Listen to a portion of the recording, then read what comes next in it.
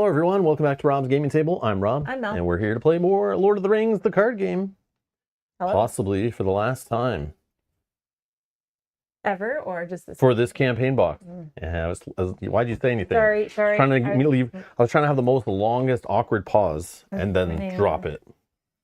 So yeah, I asked what everybody was thinking. Yeah, no. Nope. No, we'll be playing more, I'm sure. But yeah, happy Monday. Okay, let's get to it, I guess. We got to spend some XP before we get started. We have to look at what our scenario requires for rules. We have to read our story. We got to draw some cards from our deck, but let's not do that before we spend XP. So let's just do it kind of in a weird way again, like how we normally do it, I think. We just read from the scenario. All right, so we're playing scenario 9, the City of the Corsairs, difficulty level 8. It took several days before the Dream Chaser and her fleet arrived at the coast of Umbar. With the fleet's sails restored, they were able to harness the full strength of the wind. By the time they spotted the first watchtower off the coast, they were exhausted, but they knew they had no choice but to press on, for they were deep in Corsair waters, and there was no turning back. There, one of the elven sailors shouted from the bow of the ship. He pointed to the south, his keen eye spotting something through the night fog. The Stormcaller, we've caught it! The crew prepared for battle, and a surge of adrenaline coursed through them. Oops. They gained quickly on the Stormcaller and could hear the raucous shouts, cries, and curses coming from its raiders. Soon after the alarm sounded from the coast, the watchtowers had spotted them. It's now or never. All right. So City of the Corsairs is built with the following sets. Whole whack ton of sets. I actually set it up after the last one, putting it all away. I think I've got everything that's required, but we'll check it out when we get down to the table. That was last week, like a week ago, so we'll see. Campaign setup. When setting up the scenario in the campaign mode, the following additional cards are needed. Black Key Burden. Let's do it here. All right, double check me. So we got Black Key Burden. We have Armor Plating. That's all. Armor Plating, all the upgrades for ships. Okay. Thunderstruck and Crowley. Oh, Crowley might already be shuffled into this one. Yeah, so Crowley is already in the Corsair deck. Crowley. Thunderstruck. That's the boat. An Ominous Fate, because it does mention all cards in the campaign pool. Also Calarion, our friend. All copies of Círdan's Blessing, so the two that are left. And then Gavin, our friendly bird, and all copies of Send for Help. The Black Sword, which is right here. This is from this scenario. Uh-oh.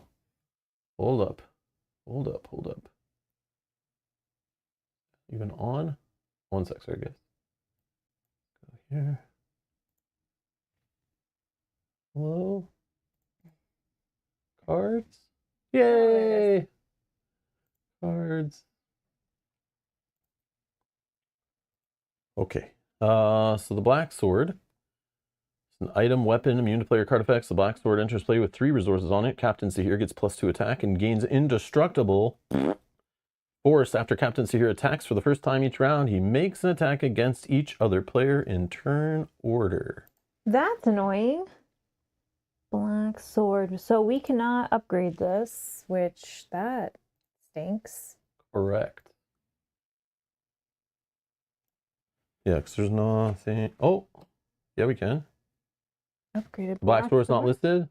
So we have XP to spend. So anything like for this scenario, obviously this is this scenario. We could. The Black Sword. Sorry. Yes. Yeah. Come on now. Sorry. Don't confuse it with the regular Black Sword. It's We could spend 5. The one and only Black Sword. Oh, but it still has an indestructible. Immune to player card effects. The Black Sword enters with 2 resources on it instead of 3. After he attacks for the first time each round, he makes an attack against each other player in turn order. Does he still get +2 attack? Oh, no, he doesn't. He just loses a +2. And only 2 resources go on him. Which remember, he absorbs attacks based on the resources on him. Huh. How much is that to? 5. 5? Of our 6. Okay, so that's something. Okay. Okay, we got that. But anyways, let's keep going with what we need.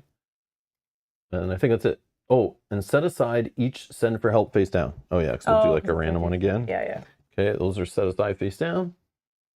Okay, let's go back to the... Okay, the setup effect for this scenario instructs the players to shuffle the Corsair Raiders, Stormy Weather, Umbar Fleet, Voyage Across the Beligear, and Coast of Umbar encounter sets into an encounter deck and make it the active encounter deck. Set aside the City of Corsairs encounter set as an inactive second encounter deck. So I've sleeved them actually in separate colors ahead of time. Hopefully I did it right. We can double check. Okay. When the players reach stage 2B, or not to be, they are instructed to shuffle the Corsair deck and Corsair discard pile into the second encounter deck. Then they search the encounter deck and discard pile, I'm assuming the original encounter deck and discard pile, for each copy of Watchtower and each copy of Battle Harden, and shuffle those cards into the second encounter deck as well. Copies of Watchtower that are currently in play should remain in play. Finally, the players set the current encounter deck aside, inactive, and the second encounter deck becomes the active encounter deck. This is not confusing at all, I know. This represents the transformation from sailing the seas to traveling the streets of Umbar, and the heroes must continue their journey without the use of their ships. Okay? Last chance to spend. Yeah, we're going to spend some XP in a sec. Yeah. But we're just going to read and like maybe we'll spend it on stuff related to the scenario or whatever. Like obviously we're having boats. Obviously we're not going to be on boats after the second quest card. So do we care about ship upgrades and upgrading boats anymore? Probably not, right? We already done that a bunch. So I think this is like our last chance to use them. But I don't know if we get back on boats. Oh, because it says set it aside. So don't spoil it for us. Like I don't know. But that the way I just read that now, and I read it like last week to set up the decks and sleeve them and everything. But it's like set it aside. So like will we maybe there's like the quest 2B and 3B are like on land and then we're back in the boats taking off. I don't know. But either way I wouldn't spend it on boats. And who knows, maybe half the scenario is, even though it's just quest card 1, maybe it does take like half the playtime and then the other half is in the city of the Corsairs or whatever. So indestructible, there's some just reminders. Can't be destroyed by damage, even when it has damage on it equal to its hit points. So we can put damage on things that are indestructible. Doesn't mean you can't damage them, but they can't die. But you probably want to pile damage up on it until we've seen this many times before, where all of a sudden you get to the final stage and it's like, now they're not indestructible anymore. And then you have a chance to kill them. But we'll see. Typical LCG setup confusion, says Yogi. Yeah, exactly. We'll just have to read it as it happens.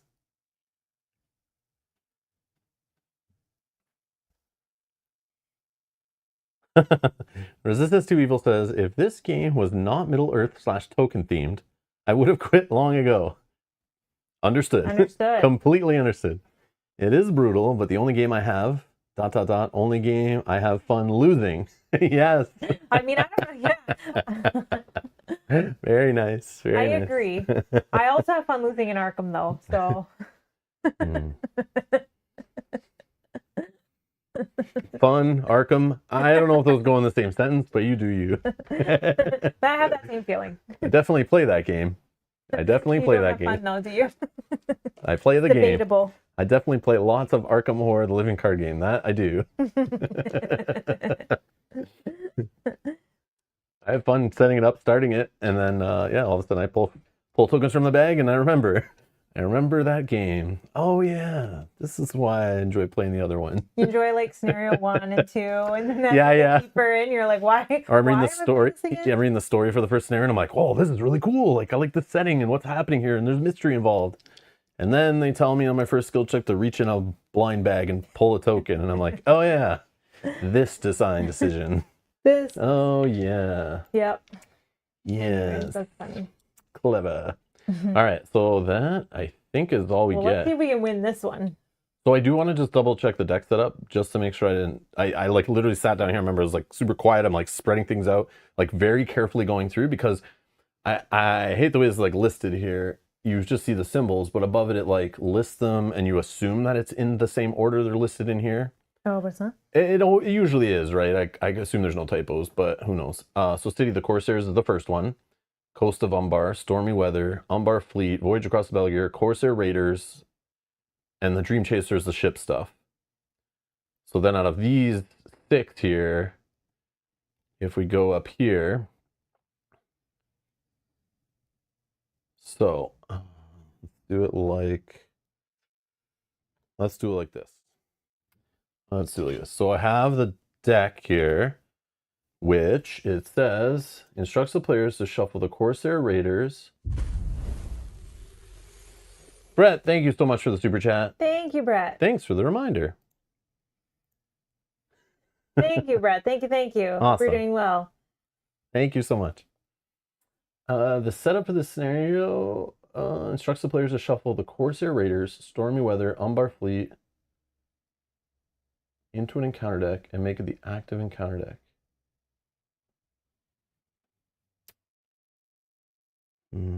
Oh, yes. I remember why I was confused. Yes, I remember now. So the way it says it is to like make an encounter deck with them. So I sleeved it all up and then I was like, go here. And then it tells me on this thing, prepare the Corsair deck, which means take them out of the deck and make a separate, like the pirates, right? Oh, yeah. And I was like, come on, man. So then I had to like unsleeve those guys, which the book says put them all into one encounter deck. And then this tells me to prepare a Corsair deck, which means rip out all the enemies that aren't ships. So I've sleeved them separate here. So this should be like all the Corsair enemies are like in a black sleeve. Okay, all the usual Raider troublemakers, including this jerk face. Okay, so we got some of them in there. Okay. Okay. And it says shuffle the coast of Umbar. Yeah, it's weird it has it like separated here too. This is like messing with me, but okay, so those are a Raider deck. Let's just look what it tells us to separate, right? So it tells us to separate. Set aside City of the Corsairs encounter set. So set aside. I've set aside City of the Corsairs, which is the symbol for this scenario. Okay. All the same symbol. I also don't like the way this game, it doesn't tell you like set how many out of how many on the cards. It does right underneath, doesn't it? Oh, it does. You're right. It's here.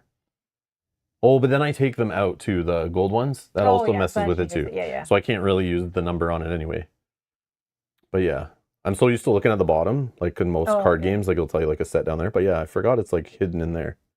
Clever. It is tiny. Though. Okay, so it tells me to set that aside as an inactive second deck. So I sleeve this black also because we'll be shuffling this into here. Okay.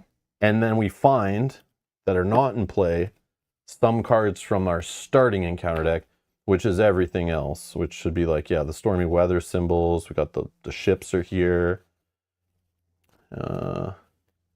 This symbol. Yeah. Yeah, everything else should be good. I just want to make sure there's no raiders in here or none of those symbols. Jacko, thank you so much. Batten the hatches for the pending ship storm. I had to say that very carefully. Yeah, you have to say it carefully. I just had to slow down for a minute there and like make sure you don't slip on that one. I see what you're trying to do there. I mean, it could go either way, right? It's the goddamn ship storm. All right. Thank you. Thank you so much.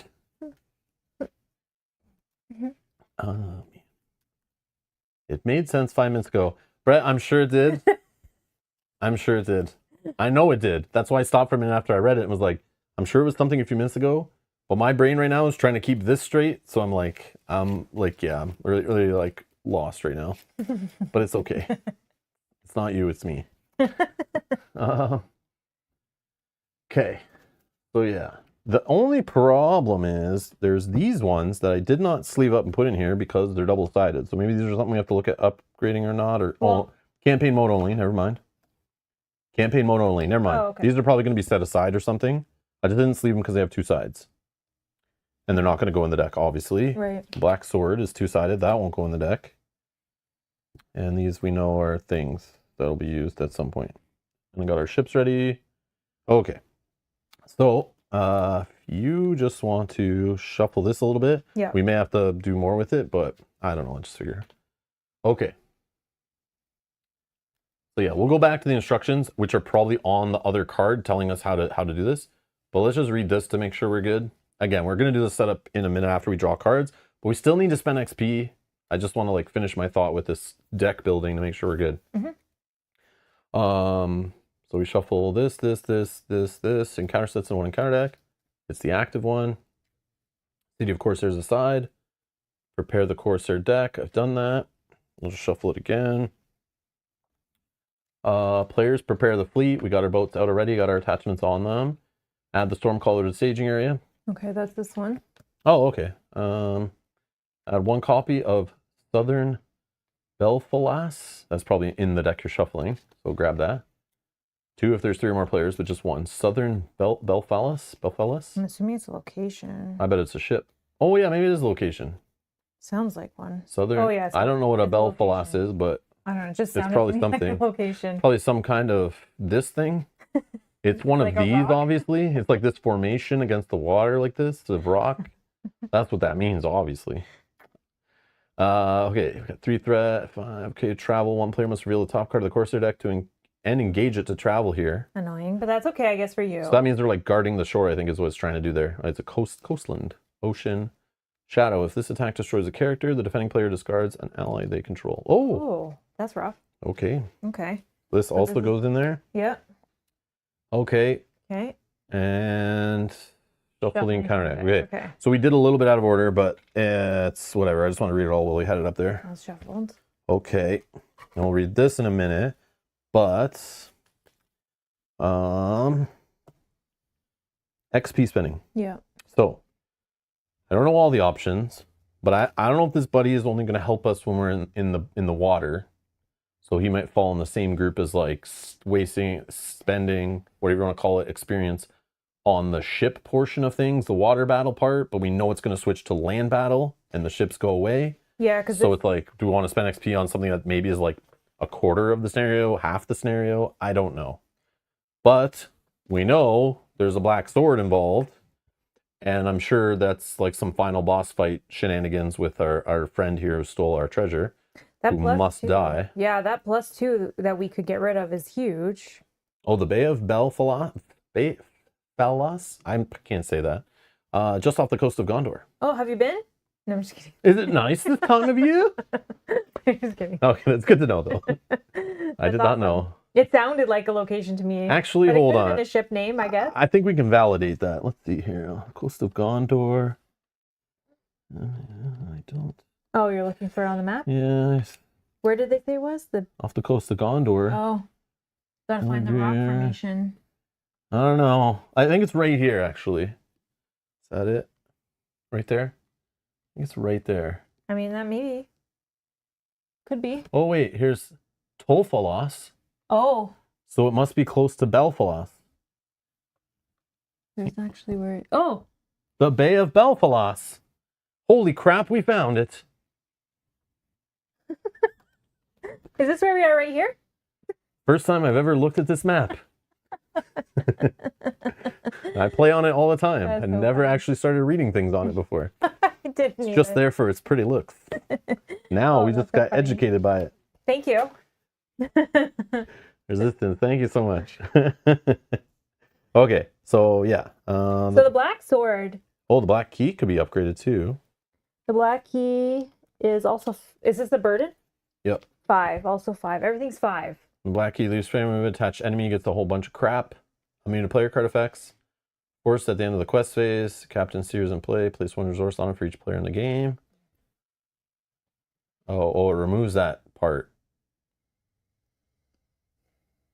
So I guess what's better? I This, don't- which is going to attach to Sahir, That will attach that too. will also attach to him as So what well. I think, we don't know, like he might drop the key, we might steal it from him, it might change, we pick it up. I have no idea. It's like, it told us to get this, but like how involved is this versus this? versus this. I think this is Well, less. yeah, he's less because he's only And ship. we never upgrade a bad thing, like one of the burdens. So I say, let's try it. Yeah. But we also have students' blessings we might be taking that we could upgrade the 2 we haven't taken, or whatever you do with these. Yeah. Yeah, we added them to our hand or something. No, they're scalable. Yeah. Yeah, these are scalable. But like again, are we even taking any? Do we earn them maybe? I don't know. Why can't you? Like, we're playing blind, so it's like that one, I guess. Okay, so how much XP do we have? 6. 6. All these burdens cost 5. Which would be fun to just upgrade one. We upgrade 1. So is it just these, or could we? We can upgrade Stormcaller thing. Stormcaller. Oh no, that's just campaign mode only. Anything. We already read that. I already know this. Shattered Monument. That we can upgrade for 2. Yeah, I don't get it though. Like, but like I don't know.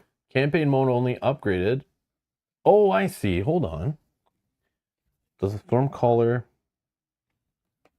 like, is Stormcaller regular, and if you upgrade it, no. See, this one's campaign mode only. It's different. This one says campaign mode only because you can probably only upgrade in the campaign mode. Yeah. Yogi, thank you. Thank you for the super chat.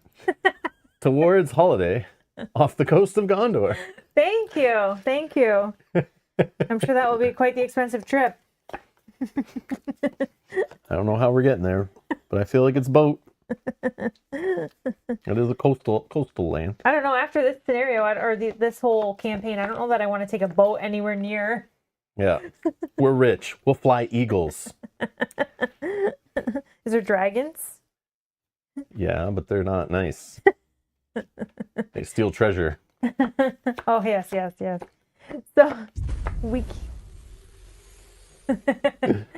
Brett, thank you for the super chat. It says for another umbrella drink. Oh, I'm sure they're very classy. The Gondorian waiters and waitresses. The Belf, alas, they're known for their cocktails. Yes. They're known for their cocktails there. Yep. On the bay, at the bay. The real party town. Okay. What's going on? Okay, here's what we do.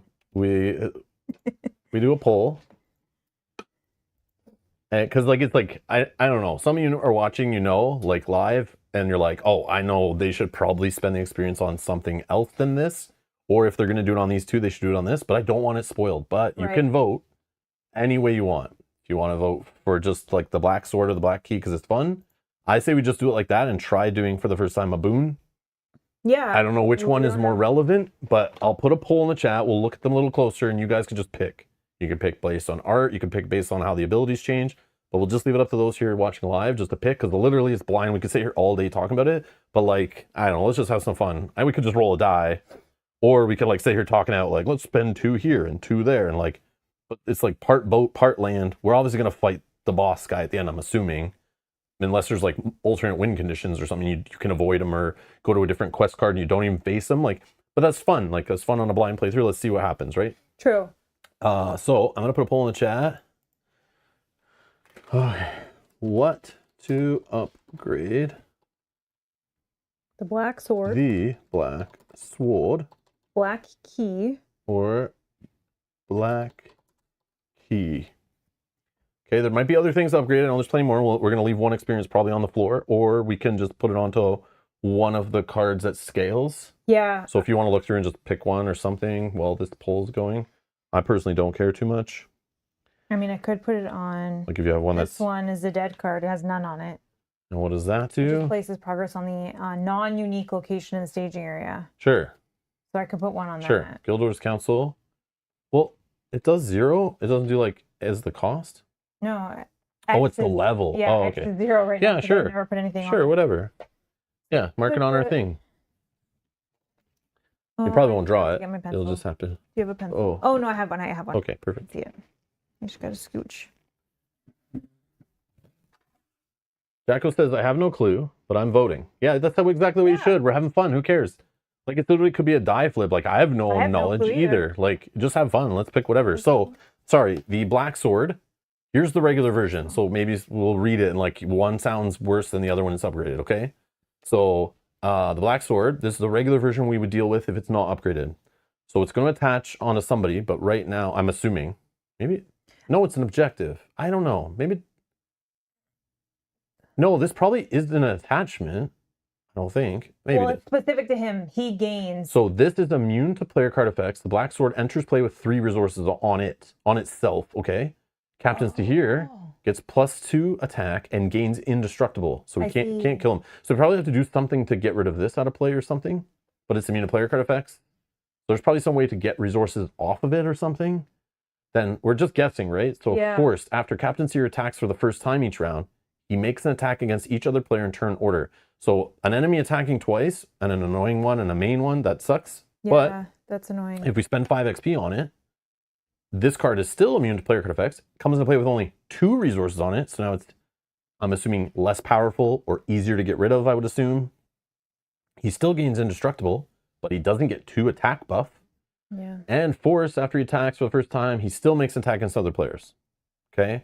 So we lose an attack buff, and for some reason, 2 resources instead of 3. I don't know how that's relevant. We'll find out, I'm sure. So just for fun, that's what's happening with that one. Now, the second option in the poll is the black key. We've seen this many times. When the black key leaves play, remove it from the game. Attached enemy gets +1 to pretty much all their stats, except for health. And gains immune to player card effects, which I freaking hate that because I never remember it. Forced, at the end of the quest phase, if Captain Seer is in play, place 1 resource on him, not the black sword, on him. And remember, he has like a thing where he absorbs damage based on how many resources are on him. And it's harder to hit him. For each player in the game. So we're going to be placing 2 resources on him. So we'll have to be like, at some point, damaging him more than he's preventing. Yeah. And it'll get worse. So we'll be knocking off resources. He'll be gaining them back. And we're battling it. But if we spend 5 XP on this card, well, so let me take out the sleeve so we can read it better. Then, when it leaves play, remove it from the game, that's the same. Attach enemy gets +1 to stats and is immune to player card effects, but no longer does Sahir gain extra resources to make him, like, take forever, you know? And we are racing against the clock with the threat and stuff, so... Again, I don't know how these are being used. I can assume this is going to attach to an enemy like it always has. I assume the sword may be the same, maybe not. I don't know, probably. But which one should we try to weaken? And just go ahead, if you're watching live, vote in the poll. Whether you know, whether you don't know, for fun, based on art, based on stats, based on the name, based on whatever you think. Should we make a key weaker or a sword weaker? Like, it's all for fun.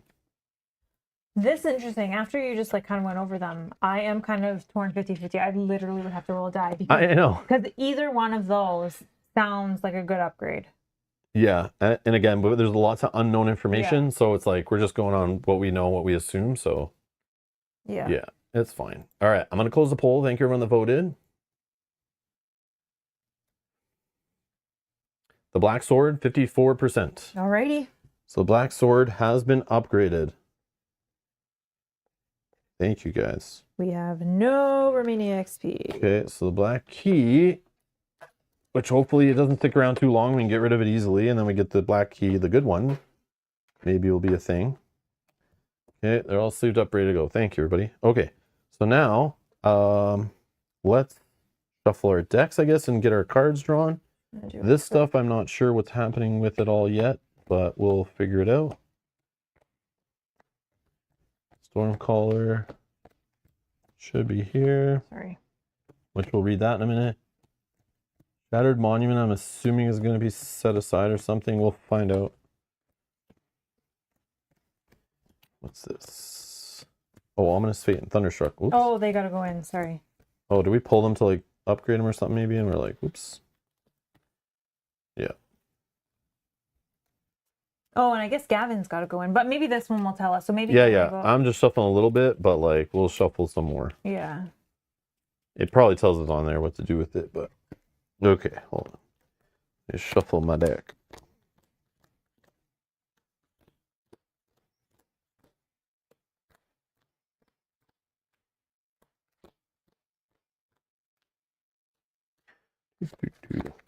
Okay.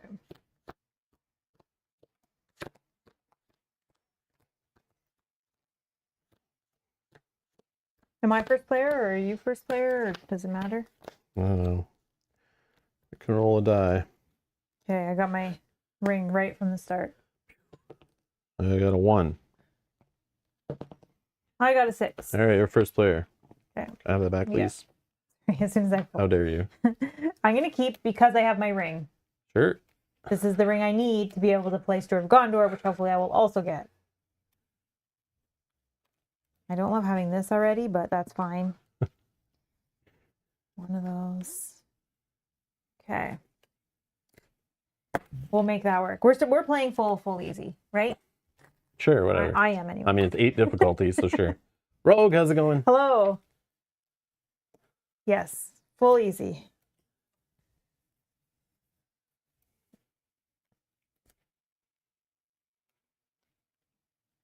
All right, 1, 2, 3, 4, 5, 6.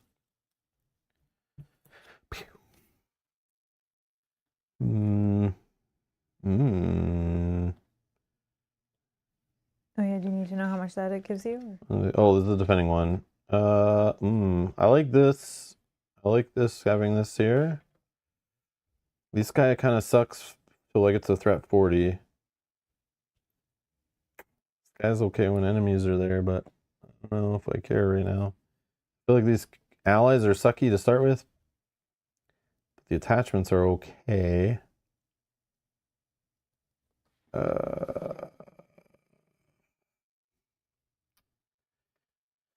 Let's mulligan. Go big or go home, I guess. I don't know.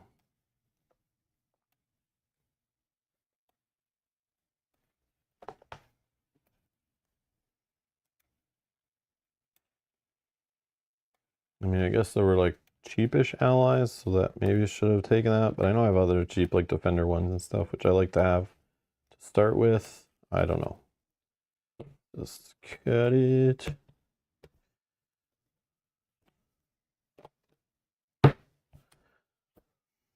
Oh, I've seen you before. Okay, I got that back. That's good. Okay, so no allies. No, allies. Yeah, but double feint is maybe useful when we have big bad enemies, but they're probably immune to player card effects. I'll read that one in a sec. I can't mulligan again, so not like all the rest of you LOTR LCG players out there, then I know that mulligan hard for your favorite cards. Close your eyes for like 3 seconds. No, it's okay. No, it's a thing in the community. People like, when you only have like one night a week, you can sit down and play this LCG in your own living room, your kitchen table, whatever. You keep mulliganing until you find what you want. Especially after you build the deck, you put the cards in you want to play with, because this game only draws like 1 card a turn, so it's like, we all know it's a thing. Yeah, we all know it's hard. It's very common. But we don't do it here. We just deal with the pain of the bad mulligan. All right. Exhaust this. Reduce the cost of the next for each enemy engaged with you. I guess you could just put out all your attachments and hope they don't get torn apart by the Corsairs. Yeah. Oh yeah, I'd have to play this one to probably protect this one. And then I have the attachment that goes on the threat meter to keep us in it, but like, sucks to have that so early. Because if they do rip them off, then that's how much they're gonna put on as resources. Rogue, thank you for the super chat. It says, can't stay because of spoilers, but I appreciate you guys. Thank you. No. Thank you. We appreciate Thank you. Thank you. No, it's all good. Yeah, understood. Spoilers. Yeah. Have fun when you play. Okay. So, yeah. I guess money is a thing. Oh yeah, let's do the campaign setup, right? Yep. Then we go to resource phase. I'm kind of going ahead here. I put mine on too while I was waiting, but that's all good. I just wanted to show that I'm playing on full easy. Dream Chaser Part 9. You're playing campaign mode. Set up. Flip the Stormcaller to its campaign mode only side, then attach the black key burden to it. Oh, Serenity now. Well, obviously, I didn't read this card, or that would have made understanding that it was happening right away. Okay. So it's actually buffing the boat. Okay. Each player chooses a modification boon for each of their ship objectives attached to that ship objective. Okay, we're playing with the same ones. I got the +1 defense. You got the add 3 extra points. Yeah, for the sailing test or whatever. Yeah. It counts as 1 additional character and +3 hit points. Yeah. Which I don't know if that's relevant. Is this going to be a sailing one for its last thing? Well, I assume if we're on a boat, I don't know. We'll find out when we flip it, I guess. Okay. Shuffle Thunderstruck in the counter deck. Shuffle Crowley in the Corsair deck. Done. Put Clarion into play under the control of the player with the Dream Chaser. You got an ally. What's he? Oh yeah, we could have upgraded him, but we said no, right? So he is, when he leaves play, spend 3 resources and exhaust him to ready the Dream Chaser and give it +1 willpower, +1 attack, +1 defense till the end of the phase. Okay. And he can also quest and things, possibly, but it sounds like he's better just ready up the ship, right? Yeah, but it's expensive. Oh yeah, 3 resources, I remember, yeah. Okay. 1 player may choose a copy of Cyrdan's Blessing not in the campaign pool and add it to their hand. If Gavin return, put him into play under any player's control, flip this card over. Yeah, he did return. Flip this card over. Oh, there's more. There's not a resolution on the back of this, and we can earn XP. So do you want on the last Gavin? scenario? Weird. Do you want Gavin? Do I want Gavin? Yeah, what is he again? He surges when he comes out of the deck. He's ranged. Oh yeah, so he can attack anybody when he leaves play other than his ability to remove from the game. So as a planning action, I'm going to shuffle him and one random set aside send for help into the counter deck, which we could have spent stuff on too, but whatever. When revealed, put him into play under any player's control committed to the quest. Add one resource to Lanwin's resource pool if able. Again, we don't have... I'm sure that's some player card that this guy works with or something, or maybe we find that person. I don't know, but it's throwing me off. But anyways, okay, sure. Got you, Gavin. Okay, so we can choose one of these. So this one, we start with it in our hand, right? Yeah. Its X is one more than the level of it. After the active location is explored. Oh, so attached to a hero. After the active location is explored, move one resource from this thing to the attached hero's resource pool, then heal 1 damage from attached hero. Okay. And then this one, enters play with extra resource on it. So 1 in our case. When attached character attacks, remove 1 resource from this to give that character +3 attack. I think we take that one. All right, done. And then that. Easy peasy. That is out of play. Oh, they were a hero that was part of the cycle. Okay, I thought so. We could have chosen them. That makes sense. That makes sense. I thought it was another player card we're not using. That was my assumption, but I thought it'd be fun if it was some kind of surprise thing that happened in the campaign, but that makes complete sense. Thank you, Emmy. Thank you. And Avapini can't stick around to watch, but he was like, thank you. No worries. Here's the like. I appreciate it. Yes, thank you. I like you too. Hi, Greg. Greg says, hey everyone, watching this and your stream last week prompted me to get Lord of the Rings, Journeys to Middle-earth back out, hunt for the Ember Crown again. Nice. That's awesome. How is that going? That's awesome. Yes, that game is fun. I like that game a lot. Which we'll be playing more on Wednesday. Hunt for the Ember Crown is like one of the first. It's the first one, I think, right? It was a scenario from this, but yeah, no. Lotor Jimmy. Lotor Jimmy, not Lotor Lusage. Yes, just one episode so far. Nice. Okay. Yeah. So anyone watching, I should have shouted that out. If you're interested in Lord of the Rings board games by Fantasy Flight Games or card games or anything of that nature, and you want to see art from this game in another game, Lord of the Rings Journeys to Middle-earth, you probably know what it is, but we are currently got it back to the channel after like a year off again. Like every year, once a year, we play a campaign from it. So we just started a campaign of it. You can find it in the live section on the channel if you want to watch. But we only done 1 episode so far. So it's probably going to be like 10 to 14 episodes long, somewhere in that range, based on other campaigns that we know, because there's like fail forward. So, but sometimes you could... So you get to a certain point. Yeah, if you get to a certain point, you could just like die and like lose the rest of the campaign. But super fun game. Same people work on this. Some had a hand that, and it's like pulls from the same art and that kind of things, and it does its own like stories in Middle-earth, just like this does, like not tied to the books exactly, you know. But yeah, it's fun. So if you want to watch us play that on Wednesdays-ish every week, we play 3-player with Kyle. That's what we're doing right now. So yeah, that's relevant to this audience, I would assume. Yeah, I think so. But maybe not. Maybe you don't like app-driven board games, but you just like living card games, totally, or formerly living card games. Dead card games? But yeah. No, it's just a card game now. Oh, it's just a card game. It's not living anymore. Not living or just dead. The card game. Right. Okay, so this Anna. will go.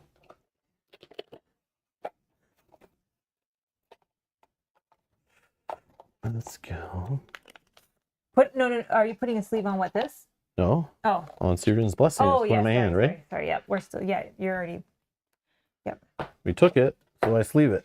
I thought you were gonna put something on Gavin. Okay. Nope. Because Gavin's going in here. Yeah. In planning phase. Okay. All right. So now let's go to this. Oh, we gotta flip it over. Flip this card. So we did all that, right? Yeah. We didn't miss anything. I should just say you lose now. Flip it over. Wait. Oh, there is a resolution. Spoilers. I don't want to see that. Force, when stage 2B is revealed, search the encounter and discard pile for each. Wait, what? I think we don't look at this yet. It says flip it over, but let's... No, but it's just reminding us, I guess. So we got to remember these rules. Discard pile for each. Okay, so just remember this. When stage 2B is revealed, we got to look at the back of this card. Okay. When Captain Seer enters play, we'll look at the back of this card. And then some refresh action. Oh. About exhausting here to move a resource. Oh, there you go. So the resources on the black sword, you want to move them. If it has none, you remove it from the game. Once per round. So it just makes it last in play for an extra round. That's what I was assuming it did something like that. Okay, that's fair. Because we've seen that kind of thing before. It's like, why else would it have resources on it and get better if it has less? Obviously, it's like to remove them from it. Or it would have given it certain powers, probably. But there you go. Okay. So we're not going to read the resolution. So just remember, 2B's revealed. So here comes in play. We look at the back of this card and read that stuff. Okay, let's flip this one over.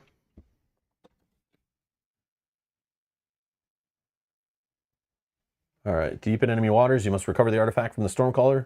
It is sailing, so we'll be doing sailing tests. Progress cannot be placed on the coast of Umbar. That's this card, 15 we need, if the players are off course. Okay. If the Stormcaller is destroyed, or if this stage has 15 or more progress on it, advance to stage 2. So if we want to, if we can fight good, we can advance, or if we just quest good, we can advance and stay on course. So we got to sail good and quest good, or just fight good.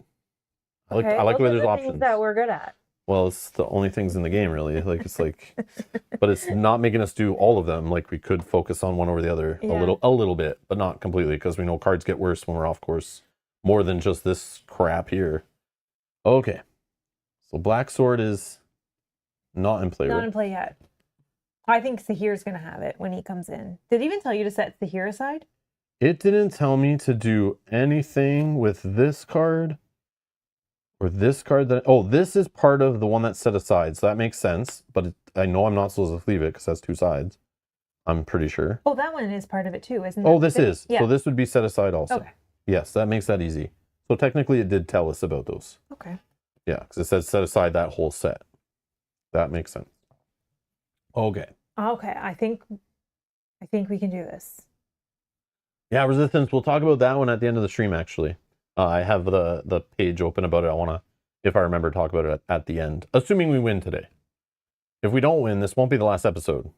We will be playing another episode, retrying the scenario, and then I'll probably go to my side deck of cards and maybe we'll switch some stuff up if we really have trouble with it. But we are playing on easy, quote unquote, easy in this game, so we'll see what happens. But I assume it's epic. It's 8 difficulty, so we could mess it up. Who knows? Who knows? Sometimes you can just get bad draws and stuff too. We'll see. Or I could draw those little nightmare dudes and have trouble with. Yes. They could like overwhelm me at the beginning, and if I have no allies and start killing heroes, who knows? Should have taken them out. Nobody would have remembered. Okay, let's check out the Stormcaller. Doing here. So Stormcaller's 20, so it's engaging us, whatever, I think. 2 threat, 7 attack, 6 defense, oh my God. 20 health. Okay, so if we can kill this thing, we can advance, or we just handle it and quest and do good at sailing and all that. So as boarding 1, so when it engages somebody, it'll bring 1 enemy off the Corsair deck. Okay. It cannot take more than 10 damage each round, because there's people that find broken combos in the game and they find ways of doing like 1,000 damage and whatever. So the designer said no. He even future-proofed it. No more than 10. You're not breaking this first part of the scenario. No more than 10 progress can be placed on the quest each round. Okay. So any shenanigans, no shenanigans. They've built in a barrier here. Like, you have this for 2 rounds for sure. Yeah, forced. At the end of the round, if the Stormcaller is engaged with a player, either return it to the staging area. I thought it might, if it only had boarding 1, I figured it would repeat it. Return to the stage area or shift your heading off course. Okay. But we do sail like crazy, but I remember even when we were drawing like 5 cards, we'd only find like 1 success. Yeah, and the last one was rough. Oh. This is victory 15. And then remember, this is attached to it. Oh, yeah. So it also is adding 3 threat wilts in the staging area. It's attacking for 8 and defending for 7. And it's immune to card effects, so you can't like feint it and stuff. Right? Yeah. This is ridiculous. Yes, it's rough because that's 20, so that's attacking like right away. Yeah. But I guess a boat, like my boat, could take damage. Yeah, that's why, like, well, But- I have defense, right? Like, I have 7 defense built in. Yeah. So that, like, Okay. almost blocks it all. So our ships are going to get hit a bunch. But we know we're getting off them, so, like, whatever. Yeah. But if their ship dies, I'm eliminated from the game. So, like, that would be bad, right? So we'll figure it out. We'll just have to defend with my ship.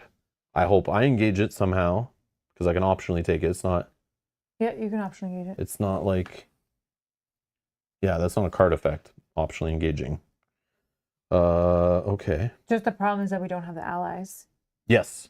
That's the problem for the boarding. But just if defending it and just like surviving it, that's totally fine. If we can stay on course and just progress like normal, Yeah. that's fine. Okay.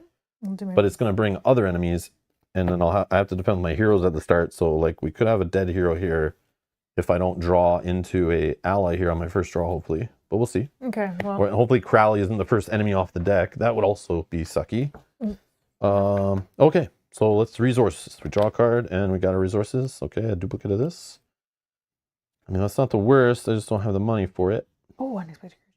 Okay, I will get rid of her in my hand and play him.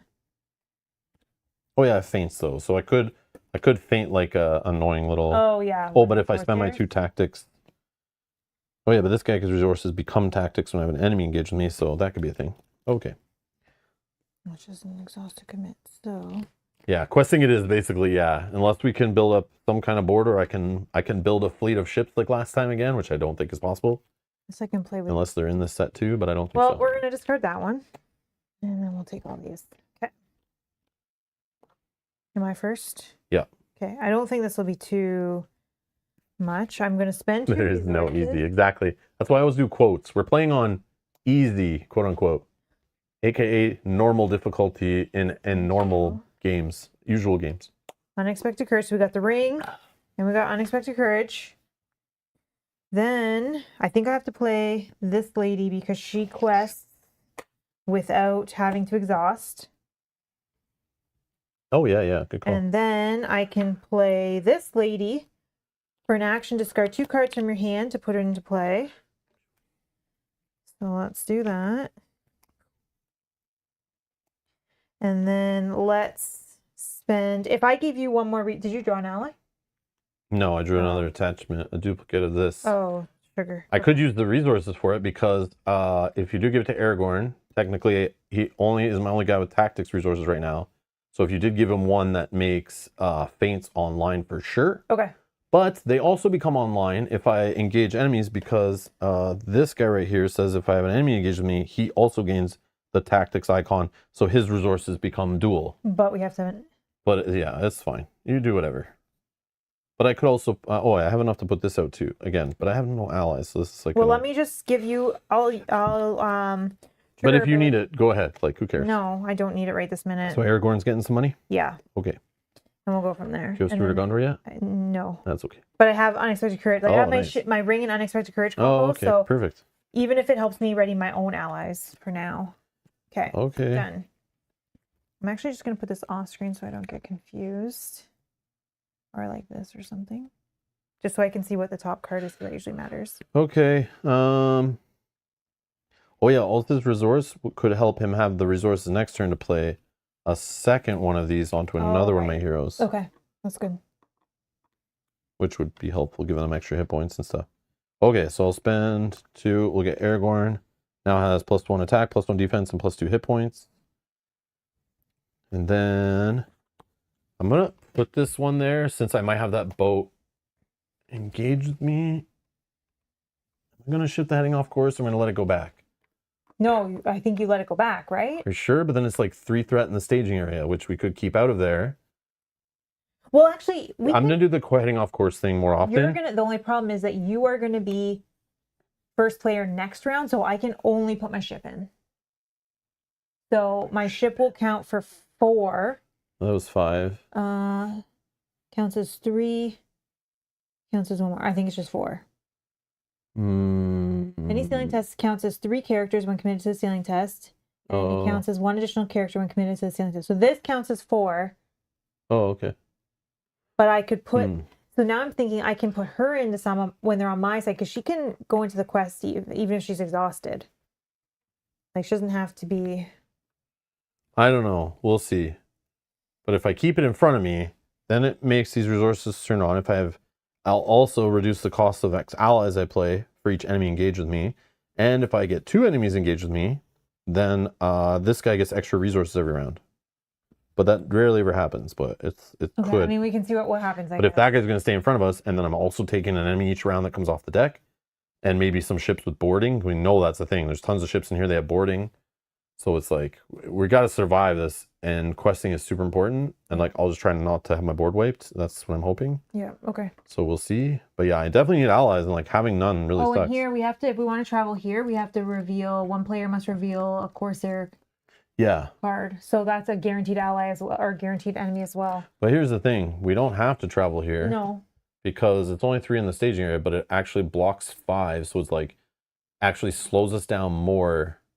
Unless it stays out for multiple rounds, then it actually hurts us more. So like maybe it is better just to go there, because 5 goes away and then we start working. But the only thing is that if we're off course, which may happen if you keep him in front and then we shift again, so we're 2 already down, we can't put any progress here. So having that buffer of 5 there is not the worst. Okay. Because we could put it there. All right. And clear. But we'll see what happens with our first so I played that attachment, and that's all I got. Okay. Sailing? Yep. Okay. I'm going to put, I think we just do 4. Yeah. We only need 1. There it is. 1, 2, 3. Oh, those are like nice and gentle cards too. Good ones. Oh, that one's annoying. Okay, so we got lots of locations off the top. 2 successes. Okay, great. I was hoping some ships would have got discarded in that, but they did not. Okay. Oh, I forgot this during planning. Oh, yeah. Shoot. Oh, we can rewind that. Rewind. We'll start again. Yeah. That's fine. That's easy fix. Yeah.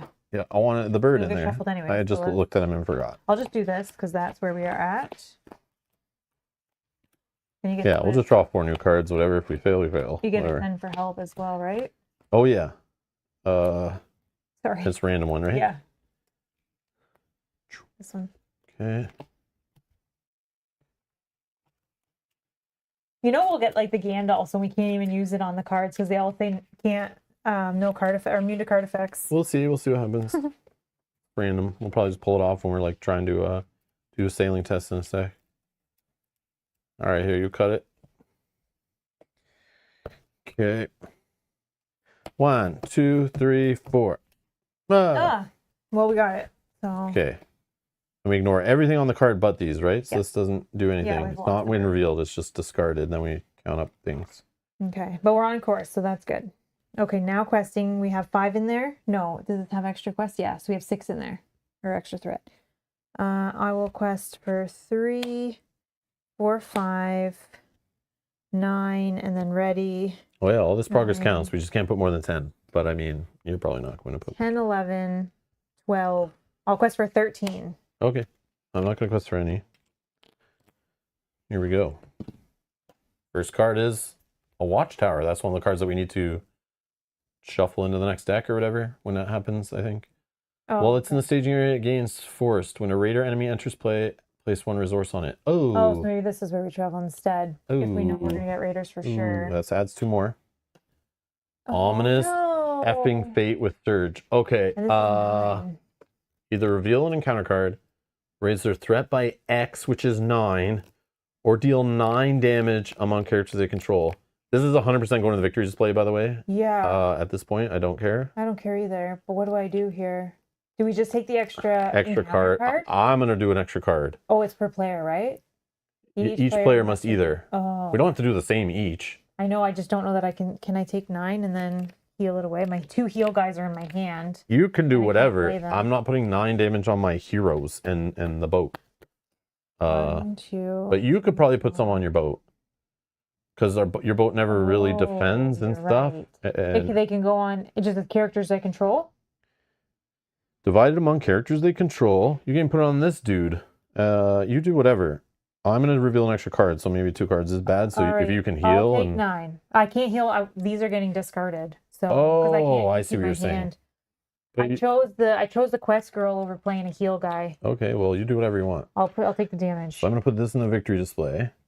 And I'll just reveal an extra card, but we still need another card for Surge. So 2 more cards are still coming, at least. Okay, Sudden Storms, when revealed, either shift your heading off course or deal 1 damage to each exhausted character. Holy smokes. Oh, you need to finish doing what you're doing. Yeah. You just did it all there? Well, I'm thinking. Well, now you just learned new information. Damn it, I thought you were done. It's all good. It's all good. I can just put it there. It's fine. It's fine. Okay. Okay, and then now what do we have to do? One shift off course. Shift off course, or that means no progress will be laid here, but you can already see it added 2 more. I don't know if that's worth it. That's 3, 4, 5, 6, 7, 8. Or 1 damage to each exhausted character. So 1, 2, 3, 4, 5. So you choose whatever. Because I have no exhausted characters. Okay, I'll take that. I'll take the damage on my exhausted characters. Okay. And then the last card, hopefully. Oh no, it's a scouting ship with boarding 1. Can't have attachments. Gets minus 50 engagement while you're off course. Oh, it's 35, so I don't have to engage it yet. It has 2 threats. So we're at 3, 6, 7, 8, 9, 10. So we're 3. Up 3. Yep. We're not off course, so 3 out of 15. Woo! Wow. Okay. So we can travel. I think we travel here, right? So we don't get extra resources on the raiders that come in? Yep, I'm down. Okay. Engagement. Yeah. Well, definitely. Well, it's not optionally. Yeah, it's optionally because we don't want to go to you, right? Yeah. Okay, so I have this boat, and then this one at 35, but we're not there yet for a few rounds. For now. Okay. Boarding 1 is going to bring an Umbar Raider. So it gets +1. There's nothing adding. Oh, after he attacks, you move. Yeah, a resource from one of your. Oh, so he doesn't have. He's the delayed one, which is good. Okay. All right. So now, all right, let's do like this.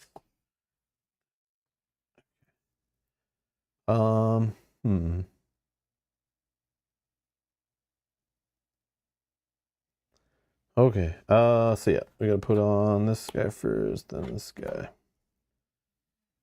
So I'm definitely defending the boat. I have to defend with this boat. I mean, I don't have to, but I'm going to. So it's attacking for 8. Nothing. I do want to read some of these cards that I don't recognize. Deal 1 shadow card to each ship enemy in play. Wow. Then if you're off course, each ship enemy in play gets -10 engagement cost till the end of the round. So we need to stay on course like that, obviously. Yeah. But it seems like that's okay. Important. So 1 damage to the boat, I think. Yeah, defense for. Oh, I can discard a shadow card from another thing. Yeah. Oh, nice. Which was excess damage from this attack is dealt to a ship objective you control. Oh my god. Oh my god. This has +3, so this. I know, but that's still scary. We'll lose the whole game because of all that. Well, hopefully we just get past this level. Yeah. Before my boat sinks. Okay. So then this guy attacks for 3. I'll just defend here. We know nothing's going through.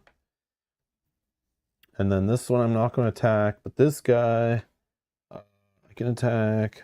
He just needs 5 to die, so I'll attack him for 6. And he is gone. Sorry. I was supposed to discard after the quest. Oh, okay, nice. Sorry, I forgot. And then we'll keep this guy engaged. So if we keep him engaged, we got to shift off course, right? It said? Oh, yeah. Force at the end of the round. Oh, okay. So not yet. If it's engaged with the player, they return to the staging area, shift, you're heading off course. I think we're trying to race out of here. So anything we keep out of the staging area, it's like great, right? Okay. No, that's fair. Okay. Okay. End of thing. Ready up. Raise threat. Pass first player token. I'm going to 33. 32. And you shift are heading off course? Yep.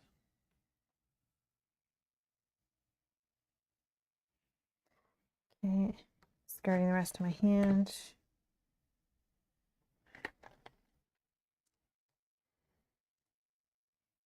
Okay, resources. Oh, we found a friend. I don't know if I can afford this guy though. Discard one of these. It's gonna be probably the. Oh, I got a heal. I got a heal guy. So I got to give myself a resource. Play that. So how much is my student's blessing? It's just 1, right? Because it's the one I just added. No, this one's just 1 because I added to hand. Yeah. Oh yeah. That one didn't have anything checked. It's fine. Yeah. Okay. Okay. So,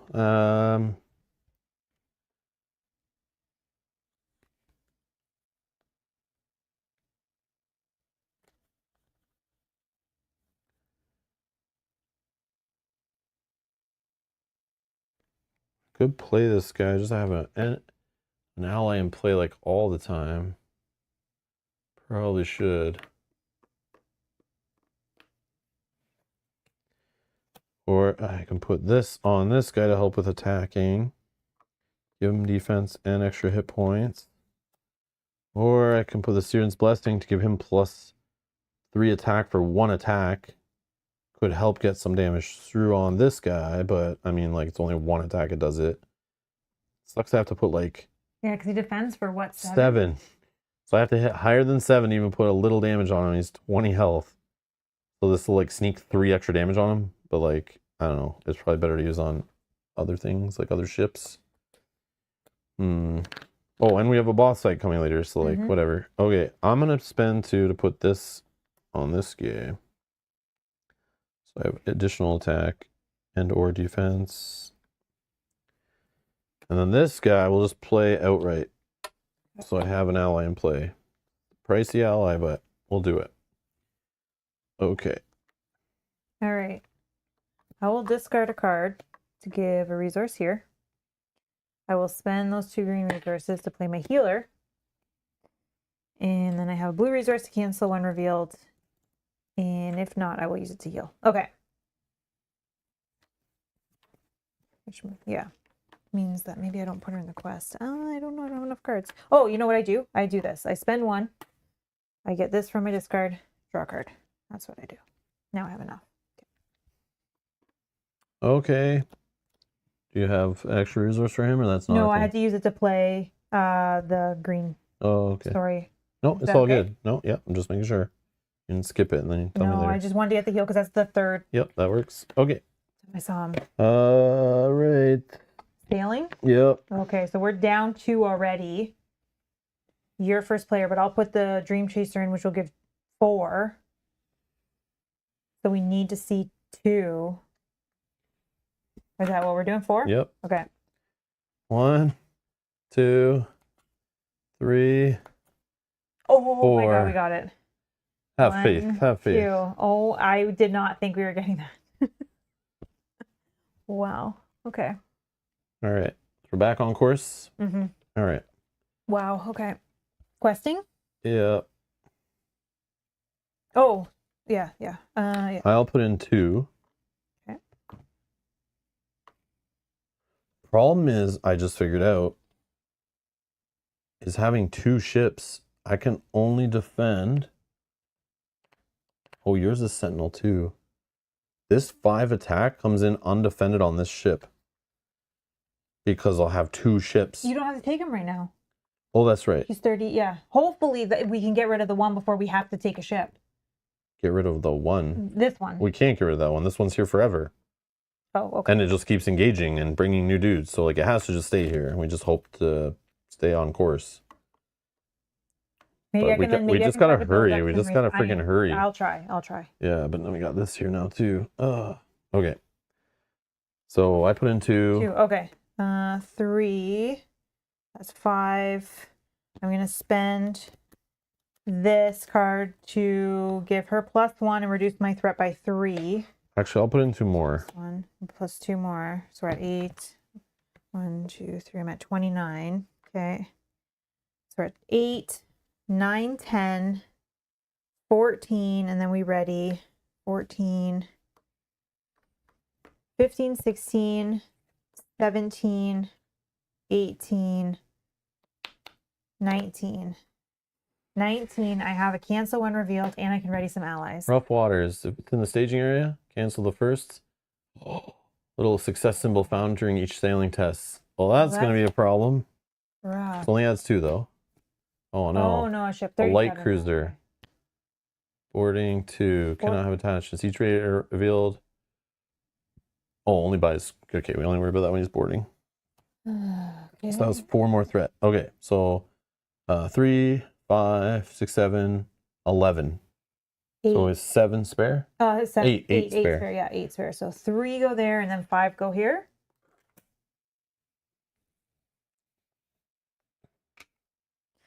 Okay.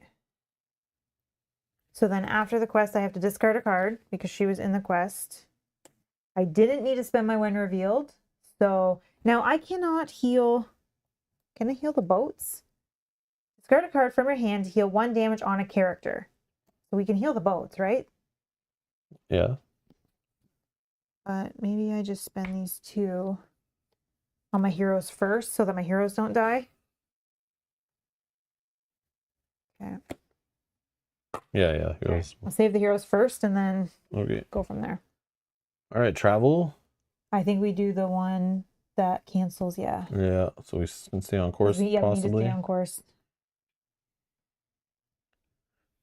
Damn. Yeah, taking ships is so bad. I know, because of the boarding as well. If you don't take a ship, like leave this in, I'm just playing this out. Your ship defends. How much can you attack back with all of your guys? 4, 5, 6, 7, 8, 9, 10. 10, so 3 get through. Yep. Okay. That's it. That's going to take a lot of rounds to get to 20. Yeah. Oh, you can't heal the ships. Okay, thanks. Oh, no, you cannot heal the ships. Okay. What is that? Oh, immune to player card effects. Oh, means player card effects. That's those stupid letters, those words together that I always don't understand. I never read. Okay. I just don't want to. I want to pretend they're not there. Exactly. They hurt me. Exactly. Okay. Well, that's fine. That's fine. So you would get 3 through if you didn't take another ship. Yeah, but that's like nothing. We need to win here. I know, but can we delay it until we can win there? What do you mean delay what? Like delay not taking a ship. I don't know. This will just keep getting more full, and we got to get more quests on top of what's added, plus what comes next turn. Like we're only clearing one of these a phase, which is not enough. I could ready your ally that's down as well, which would give you 3 more. Sure. So that would be 6 on him. Yeah, now we're talking a little bit more. It's up to you. So think of that knowledge, or I just ready him. If you did want to take another ship, you get a boarding as well. So. But then that goes undefended onto a ship. Yeah. Like whatever happens, and if it's undefended shadow card and does even worse, then yeah. Yeah. So I think what is your I don't thought? know. We wait and we try. I'm not sure. Because I'd probably take this guy, so we have 4 not in there, but it's boarding 2. I literally only have my heroes to defend, so I'm going to have 2 other guys come off here. I don't have any money for feints. I think it's very bad. Yeah, I think we wait.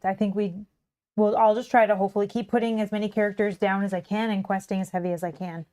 Yeah, I'm not sure. Or I build my resources and get my boat readied. Yeah, So, yeah. Oh, yeah, that works. Yeah. That would be another 6. Yep. And that would be a big quest. Oh, yeah, let's just try to work for that. Okay. So not engaging anything else, because we don't have to yet. No. Unless we're off course, this guy would be forced to engage. Okay, defending with the boat, 8 attack. Nothing. Slave ship? Oh, that's a lower ship. Okay, so 1 damage here. Okay, Then- I'm gonna ready allies. They get +1/+1. Already this one? No, already this one. Okay. You know what I mean with range? No. I wish. Okay, so attack for 3, 4, 5, 6, 7, 8, 9. Plus another 4, 13. Block 7. So that means 6 goes through. Yep. That's not bad. I can't do more than actually. 10 around. I know. If I get this attachment out, I could add it, like do another buff on him for 3 more, and then maybe okay. put like 9-ish next round, depending on what's in here. See what But happens, I guess. yeah, as long as my threat doesn't go up an extra 1, I want to take this boat. But if we're off course, then I will. That's when things fall apart. Yeah. But the feints, if I get the feints online too, that's another thing. All right. Yeah. Done? End of the round, sure. 1 to 30. 34. Esther's player. A very good tail. Ooh. Please give me Steward of Gondor. Please, please, please. Yeah, so you can just dump allies all over the board. Yeah. Oh, I forgot to reduce the cost of this ally when I played it for this enemy engaged me. Oh. So I should have like 1 more resource. Yeah, he was cheaper. Whoopsie! I forgot about that. Okay. So I technically did have a feint available. But that's okay. This is good. We will discard this one. Okay, my turn. Here, what am I doing? I can discard 2 cards from my hand to play this one. So let's spend a blue resource. Pull this event. Draw a card. Cancel one revealed. That's good. Okay, so then let's discard 2 cards. She's not unique, right? No. And we can play her. And then... Remember, you can shuffle your deck and discard pile off the mat. So you have like much more room. No, I know. I just like to know what's on the top because some of my cards have... But for better to see your characters all in play. And you can go way over here, man. You're right. You can move this boat way over here. Yeah, just these guys. Yeah, let's do it like that. You're right, you're right. Okay. Then I will potentially play this. This also doesn't need to be here. It could be like there. Okay. More I room think for I'm you. good. I think I'm good. Yep. All right. I cancel one revealed if needed. So let's put this on to Aragorn. It's not restricted. I have For some magic. 1. I think. Yep. And then it gets a resource on it. Oh yeah, we're keeping the ship engaged, so we're going off course. Oh yeah, Thank yeah. you, That was thank you. the end of the round. Yep. Yeah, end of the round. Which we would have known when we got to our sailing test. Would have been like, we're off course by 1 already. Okay. I think that's it for my planning. Okay, sailing. Okay, so we're off course only by 1. Oh no, I got to shift it by 1 at the start of sailing. So we're off course by 2. I think I do this because she We're can on go 5 into cards? the quest exhausted. Yeah. 1, 2, 3, 4 would have been fine. Okay, that's fine. I don't want to be off course. I'm really willing on my turn Yeah, it's to all good. risk it. Questing. Okay, so just one quick second. I can spend an action. I can spend 3 resources and exhaust this guy to ready the Dream Chaser. I think I do that. Yeah, because 6 in a quest is better than 1 in the quest. Yeah. So then, That is or it could be pricey. Sentinel. I think But it's it's probably probably better better. just the quest, right? Yeah, if Okay. that's the way we're gonna beat this one, I think so. Okay. So questing, we're going to quest for 3. I am going to do it now. I know people say I can wait, but I'm going to put her as +1 and reduce my threat by 3. Yeah, but you'd lose it anyway, right? Exactly. So Yeah. I just want to do it before I forget. So 4, 5, 6, 10, 10, 11, 12. And remember, we can only have a max of 10 go on here also, but that would be fine because we have less than 10 are required. 13. But there's no way I could kill this guy this turn because 13, 19. I'll quest for 19. And I'll add 2 more. And you can ready allies, right? So I could put in 2 more. Again, yeah. Yeah, so another 2. 23. Okay, And I have a cancel one reveal if we get a bad shot. beautiful. Here's the win reveal. Deal 1 shadow card to each ship enemy in play. Then if you are off course, each ship enemy in play gets -10 engagement. So this dealing a shadow card. I should have thought about that because I saved the resources for the when revealed. Tell me what? What are you talking Because about? I had the when revealed, but I spent the resources. Oh, that so I you don't have forgot, win so I revealed, so who don't cares? Sorry. So we deal a shadow card to each ship enemy in play. I should have thought of that. I don't know if we, yeah, I guess we deal them to even these guys, and then they'll just go away at the end, I guess. They're not engaged with us, though. Hopefully that doesn't happen. Okay, so they don't get -10 engagement. And then I have to shuffle. Because that's weird. Yeah. Oh, wait. I didn't do that. You didn't give me a resource. Yeah, I didn't give myself a So resource. then just do it, So it's Mel, an please. action. So I know I'm just trying Just correct it and move on. Okay, so then hold on. So then I will, but that'll change what you're shuffling here. Not that it matters. What? Because I can then play this. Do you want to cancel the shadow cards being added? Do we care? If these ones aren't probably doing anything? No, you're right. You're right. Like, we're still drawing another card, so... But it's going to give this guy 2 shadow cards. Okay, sure. Okay. Like, I'm still going to defend the attack. Yeah, I might give him an extra attack Okay, or something. okay, you're right. I'll wait. It could be horrible, but could be so worse. could the one that he gets normally. Like, Yeah, it's all You're random. right, you're right. And if I doubles the odds, but like I don't know if that wasn't worth a cancel since based on some of the other ones we've seen. So yeah. Oh, I need the potentially I can use it for her anyways. oh my god. This is horrible. Okay, let me do the shuffling here.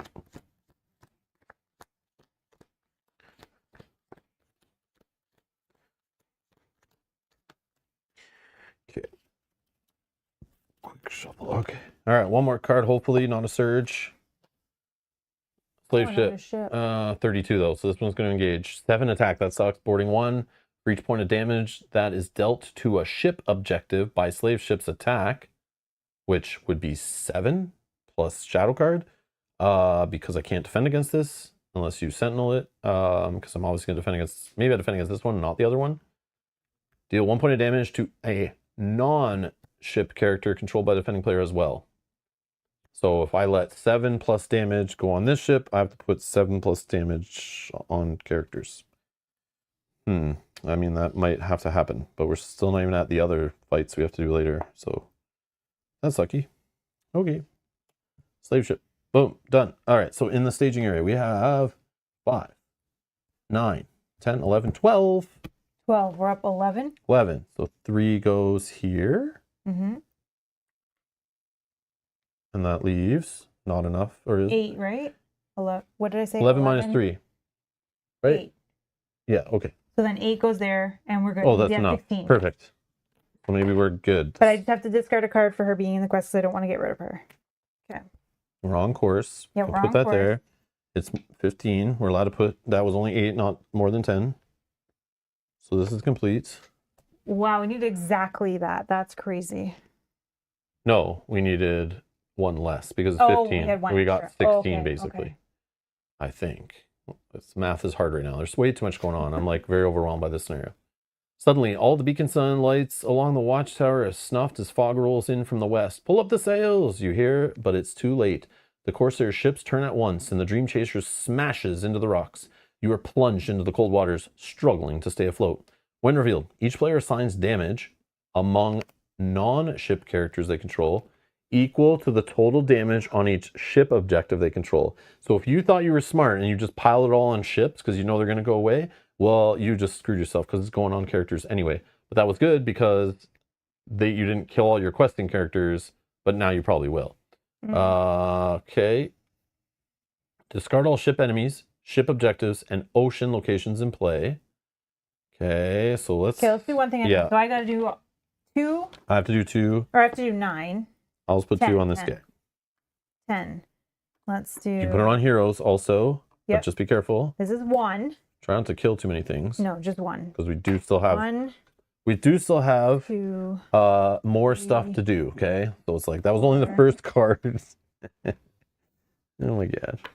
5, 6. Ship. 7, 8, 9. Ship. Ocean. 10. Okay, Shadow that's what cards. it's looking like now. Ship. So there's 6 damage on this thing, but I don't think it matters. But the ship's gone. This is not an ocean. I don't know. I'll just put black key over here for now. These are all discarded. Shadow card discarded, I assume, since the enemy's... Oh, was send for help was the freaking... Of course. We could have resolved it if that guy attacked. Oh, no. Oh, well, whatever. Is it the Gandalf one? I don't know what it is. Who cares? Let's just keep moving on because it's really like, yeah. It's been like an hour and 20 minutes and we're just on quest 1. Okay. What's next? Let's go back to the card I was reading. Okay. Discard all ship enemies, ship objectives, and ocean locations. So I'm assuming when these are discarded, they're removed, all removed. Ocean locations. Ocean locations. There was one in there. Got rid of it. Okay. 2B. When 2B is revealed, search the encounter deck and discard pile for each boon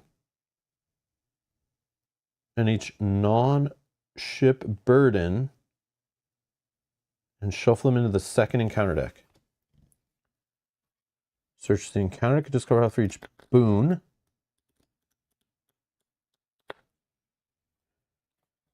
That's a ship enemy. I think it's just trying to get ominous fate out of there and any other. So there's a boon. Bird's gonna follow us. Like all of our stuff come out with us. Okay. Yeah. Okay. Oh yeah. Then this is a boon. Oh yeah, and this would be the burden, but we. Oh yeah, ominous fate. That's what I was Okay, looking for. that's Yeah. good. So Okay. shuffling those in. So these are gone. Okay. I'm gonna throw this deck way up here. Oh yeah, but I need to get other stuff out of it in a sec.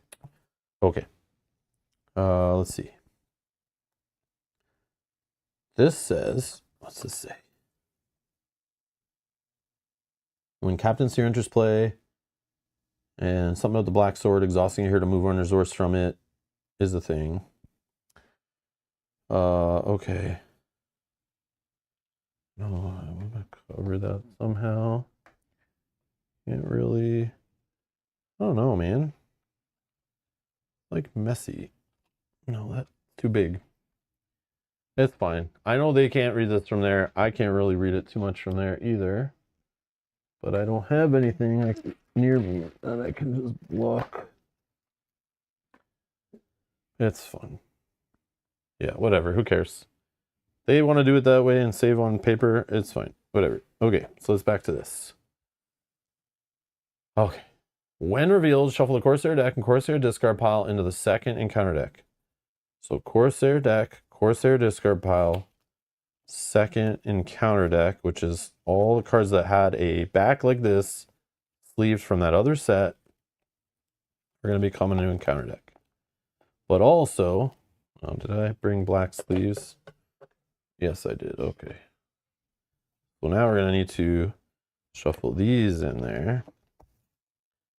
Also,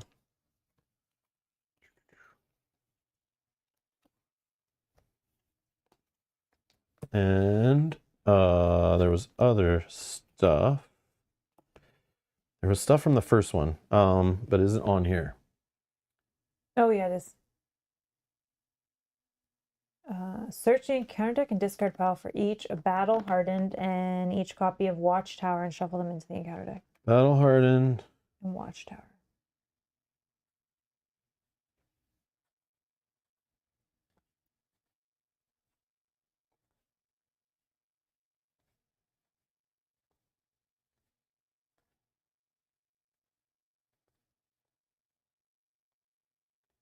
Watchtower.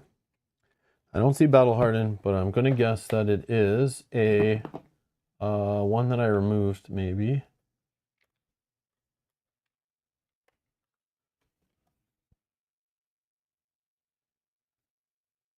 Oh, Watchtower was removed. Was a difficult one.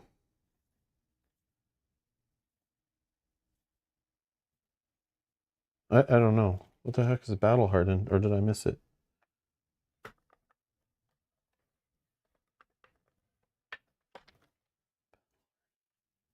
Slave ship, light cruiser, scouting ship, southern Belfalos, scouting ship, boarding party, rough waters, winds of wraith, starlit sea, thunderstruck, waterspout, sudden storms, rough waters, southern Belfast, light cruiser, fog bank, corsair waters, fog bank, sudden storms, scouting ship, serpent's tail, starlit sea,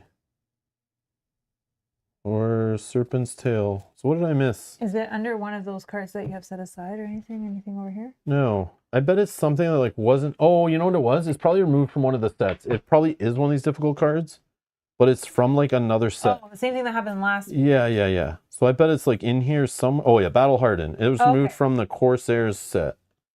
Yeah, never mind. I was only thinking of the current set we're in.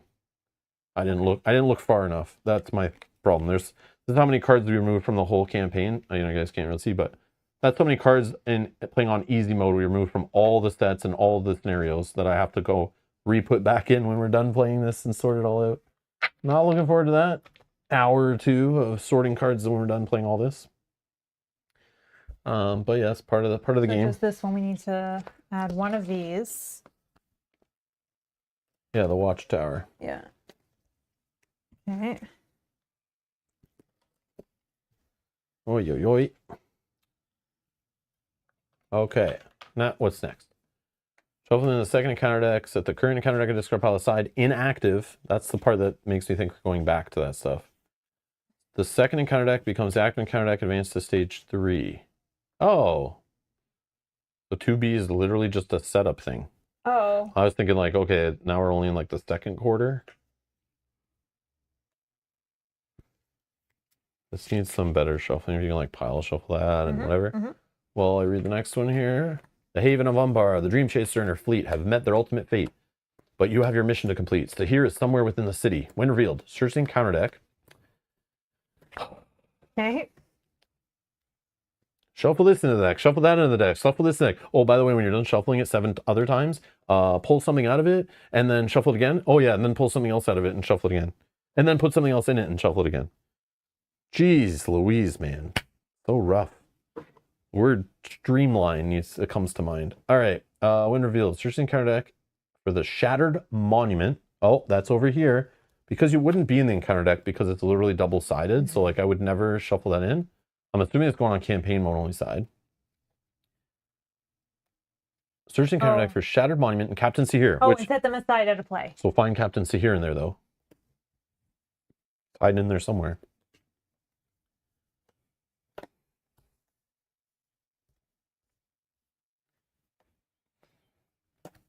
Dun dun dun. Oh, he's pissed. He's mad. It's a different Captain Sahir, not the usual one we play against. That's cool. Okay, so those are set aside. Okay. Each player searches the encounter deck for one enemy and one location. So now more setup time. And adds them to the staging area. So we literally get to go through there, read all the enemies, all locations, pick which ones are easy. But they're probably all sucky. If the Stormcaller was not destroyed at stage 1, place 1 resource on each raider enemy in play. So after we're done, we gotta stick resources on them. And then there's still more to do on the other side of this. So this will be set aside inactive. Okay.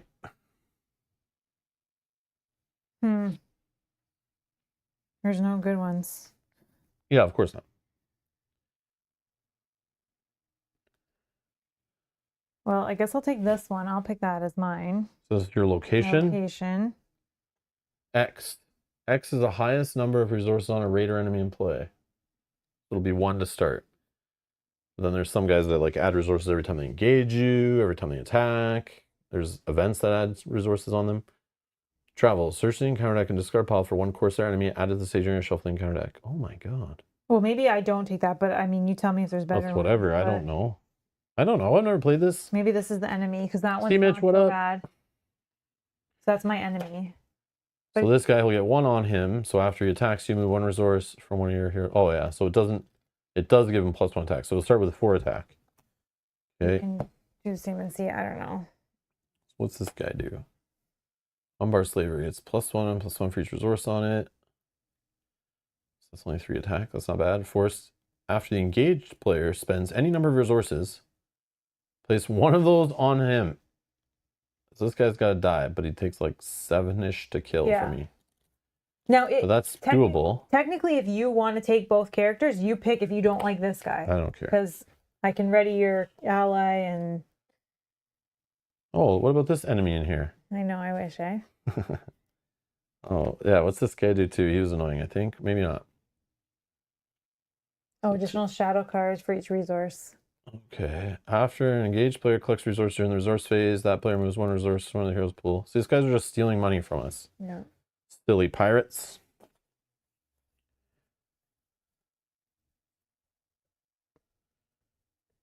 Attacking for 4. I like but that. If you don't want to attack for 4, then take the same one that you took. Yeah.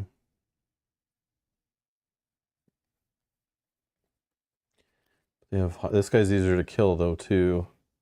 Taking a little bit of damage, but then kill him. Yeah, maybe do both like that, but the other ones are gonna come into play too, so it's like whatever.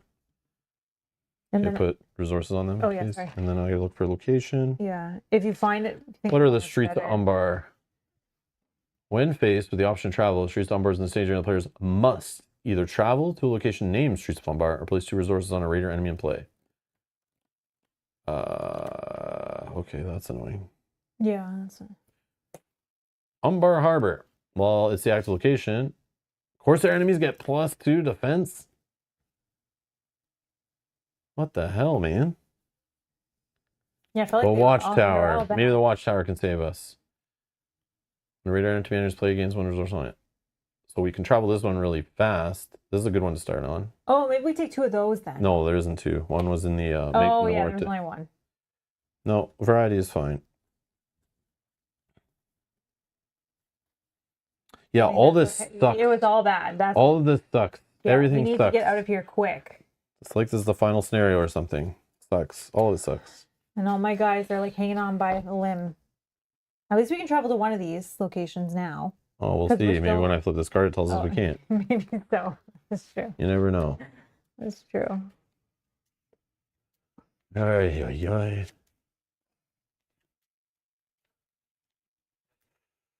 Oh, maybe pull out locations bad shadow effects.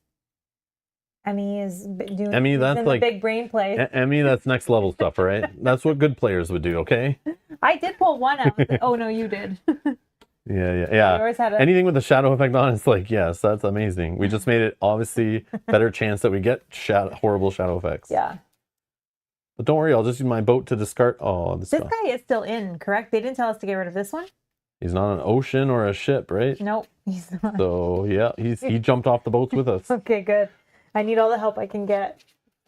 Okay, this is gonna suck. I have no board. Like I've had the worst start with my deck, and this is gonna be bad.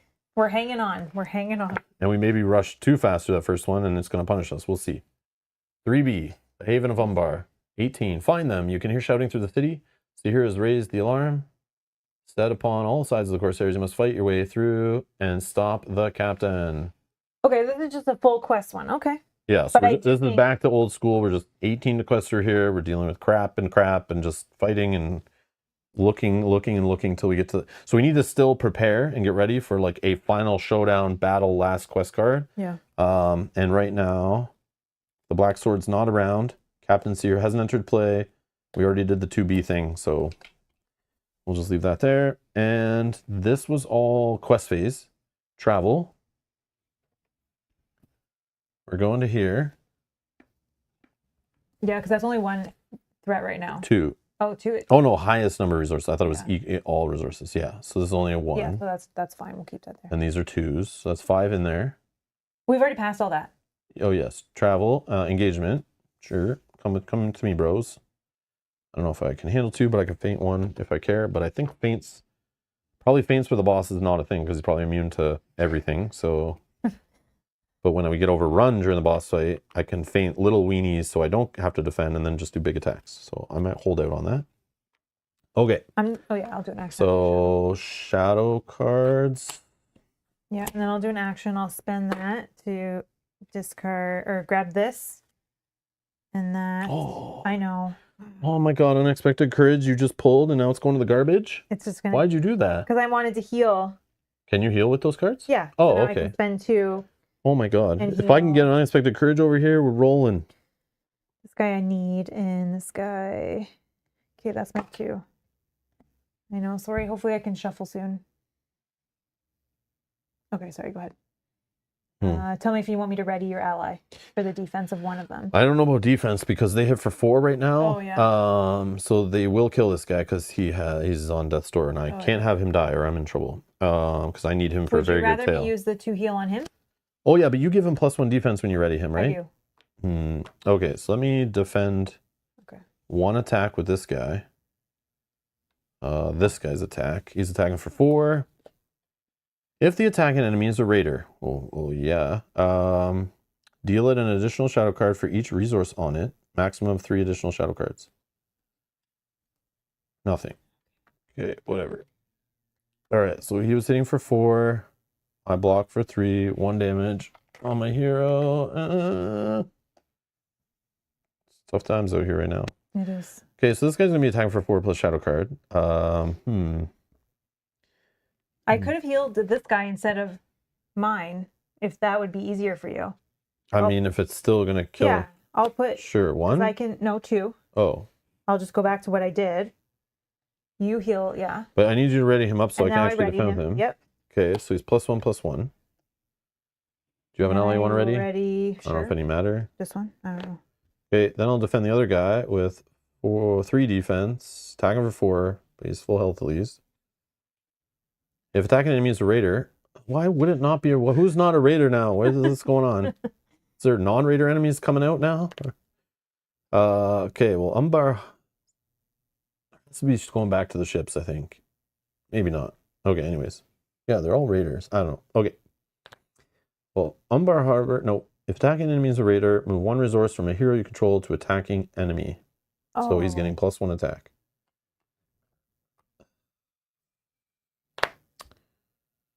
So move a resource. So he's now attacking for 5, defends of 3, 2 gets 3, still alive. But that would have killed him. Definitely killed him. All right. Wow. Oh yeah, and after they attack you, move 1 resource from your hero's resource pool to Umbar Raider. I'm assuming that's after the attack's done. So they get worse. They just stole all my resources for feints. Dang pirates. God damn it. All right.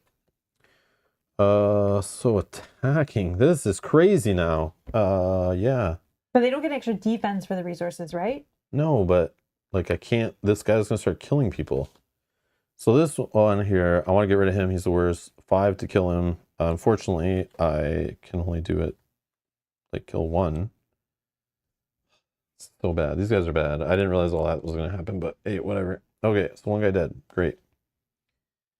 Either, like, ready a guy or, like, find some allies would be nice. This is garbage. Yeah. Okay, whatever. It happened. Hopefully we don't get more enemies for a bit, but... we will see. End of the round? Yup. Threat goes to 35. Already up. First player token is me now? Yep. Okay. Any other end of round trash? I don't think so. Okay. First. I'll draw. Oh, an ally. Resource. Resource. Well, we are going to get rid of the ring because I can't play it anyways. Oh, here, I can give you some lumbus bread. I'm going to play this guy. Do I have very good tail and hope to draw 6 amount of dudes off the top? I can ready them. After. I could do this later, but I want to do it now. Action, exhaust 2 allies you control.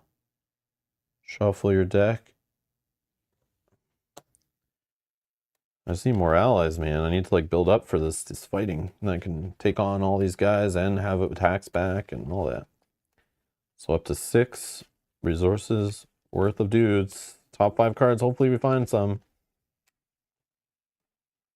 There you cut.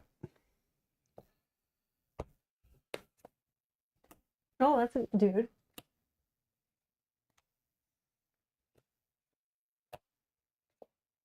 We got dudes. Yeah, because I haven't been drawing any, so of course they're all in here. But none of the big ones I was looking for, but I mean, a bunch of little ones is great. Yeah. 6 worth? Yeah. I mean, this guy will reduce his defense when he comes into play. And he's ranged. I don't know, he attacks for 3, that's kind of good. Let's see what we got here. Let's look with everybody. After enters play, choose an enemy. That enemy gets -2 to the end of the round. So I have an enemy, that'd be great. Nothing bad there. I love this guy. So when I get overwhelmed, he can defend for like a whole bunch. Oh yeah. So, and if he dies, whatever. Another one of these guys, another defender, they pretty much just chump block or I leave them out and they're there to save damage dealt to a character just in case. I don't have the Valor stuff yet, but it can save like 5 points of damage by discarding this guy. And then I have a nice little 1 to round things out. So I could take like 2 3s or like a 3, 2, and a 1. Bodies is good. This guy just literally is going to be thrown in front of something to die. Because I don't really care about him moving stuff around, but just a great jump blocker. Unless I get a shadow card that says, if the character's defeated, blah, blah, blah. Okay. I think I like the quality of these 2 very much, that I probably just put these 2 in. Because otherwise I have to get rid of one of these guys to get these 2 okay guys in. So yeah, let's just do 2 quality guys. Do you want me to right now ready your guys so they're plus and plus? Well, I would like to wait because maybe it's like I need to attack multiple things and like readying, like having this guy attack Oh, for sure. 3, readying up, then attacking for 4 might be the play. I Sure. don't know. Okay. So like we'll see. Okay. All right, the board is assembling. Okay. That was all my planning go nuts. Okay, I'll spend. Oh, did I play another ally without taking a discount again? Yes, I did. Yes, I did, sure. I'll spend 1 blue resource. And draw a card. No, not the one I want. Okay. Well, I think this will help you anyways. I'll spend 1 green. You can put this on one of your characters that can ready somebody in like dire rates later. Discard limit spread, ready attached here and heal 3 damage from it. That's probably this guy who I defend with, and he's got damage on him, maybe. Then he can attack back, maybe, or defend 2 attacks. Need to find that horse attachment for him. I think I will discard card. Give a resource here. Then I can spend. Also an attachment. Okay. I can spend 2 resources for him. Then I have 1 for her and 2 heals. Okay. Yeah, quality over quantity, always. I like it. Okay. Love unexpected courage. See, Mitch, me too. I know, that was rough to see that go. I'm so Yeah. sorry. I had no idea. I was just hoping to heal. Like one of those cards since the core set, like it just helped me fall in love with the game. And like I always need it at the table in someone's deck when we're playing. Just feels good. Alrighty. No sailing, so we're going right to questing. Oh yeah. Back to the old ways. I can be the quester if you. That's your job. Yeah, so. All right. Well, I can always add 2 because I'm engaged with the guy here. Okay. So yeah, I'm adding 2. Okay. 2. Yeah, like I don't know how much we rush through this one because I feel like I still want to build up more guys, get ready for like the final showdown that's happening. Yeah, I feel like I'm just gonna go kind of modest, I think. So 2 plus 3, 5. The boss isn't in play. The black key and black sword aren't in play. Maybe the black key doesn't show up again, but maybe not. Who 9, knows? 10, 11. This is 11. I was just trying to make you try new things. I know. No unexpected courage crutch. No, listen. 12, 13. 13. When you start thinking that you need to take cards out of the game, Yogi, like you shouldn't play with what's the one in Arkham? The machete or whatever. Is it called like the machete? Yeah, probably. Whatever. There's like certain cards in these games that people like Steward of Gondor, right? You play with from the beginning of the game, right? People fall in love with those cards. They're powerful. They're in the core set. They make you see the potential. You just have fun when you play with them. You feel good. They do good things. You're winning, whatever. But then there's people that play the game way too much. And then for some reason think that other people need to be judged at what they play with in their game. That literally doesn't matter, that they're playing on their own thing. But if you think that it's a crutch, and I know you're just joking, but if they're fun, then just do it. If they're broken, who cares? But I know there's like these, I've talked about this before in rants, I'm sure, but I've seen it. When I was into this game, when it first came out, I remember listening to podcasts and stuff. And there's people on these podcasts that literally play this game like 6 nights a week. They drive or fly to like places to play with their friends, even unofficial conventions and stuff, right? They're the ones who are like literally emailing designers or bitching about the designers making cards that are broken and the game unbalanced. But it's literally like they're judging it from a very competitive player's standpoint who plays a lot. But the average person probably plays this game like very casually, you know? Mm-hmm. And I know I've heard FFG say more of their sales are to like the kitchen table gamer is like 80 or 90% of all their like LCG sales, competitive or cooperative, are the casual gamer who never cares about a restricted list, who doesn't need to balance the game and make it whatever. But it's like, it's just funny that that's a thing. So like when certain cards like, oh, like you're still playing with this card, it's like broken, should be errated, whatever. It's like, man, crutch, get out of here with the crutch stuff. It's like, it's fun. And the game is obviously really hard, but I think it's hard because those power cards existed in the original game, right? But anyways, that's me. Okay, we're going to quest for 14. Right now we only have 2 in there. We have 3 here. No fun so for you. That's like 5. But yeah, I think it's just funny. But I don't think we want to go too high because I think we want to have 2 rounds in this location. Might be bad, but Oh man, I was watching someone complain about broken skills in a single player video game. Yeah, exactly the same thing. It's just like, why are we complaining? It's single player, who cares? yeah. Don't use it. Don't play with it. Don't add it to your character. Don't spend experience on it. Like, don't pick it up in the game. Don't go find it, Don't find that hidden power item that on your playthrough if you feel like it's too broken. But it's there for people just if they want to have fun with it, let them do it, Yeah. But yeah, that's why in Arkham, whatever they call their restricted list. Taboo. The taboo crap. Yeah, that's someone was like, what?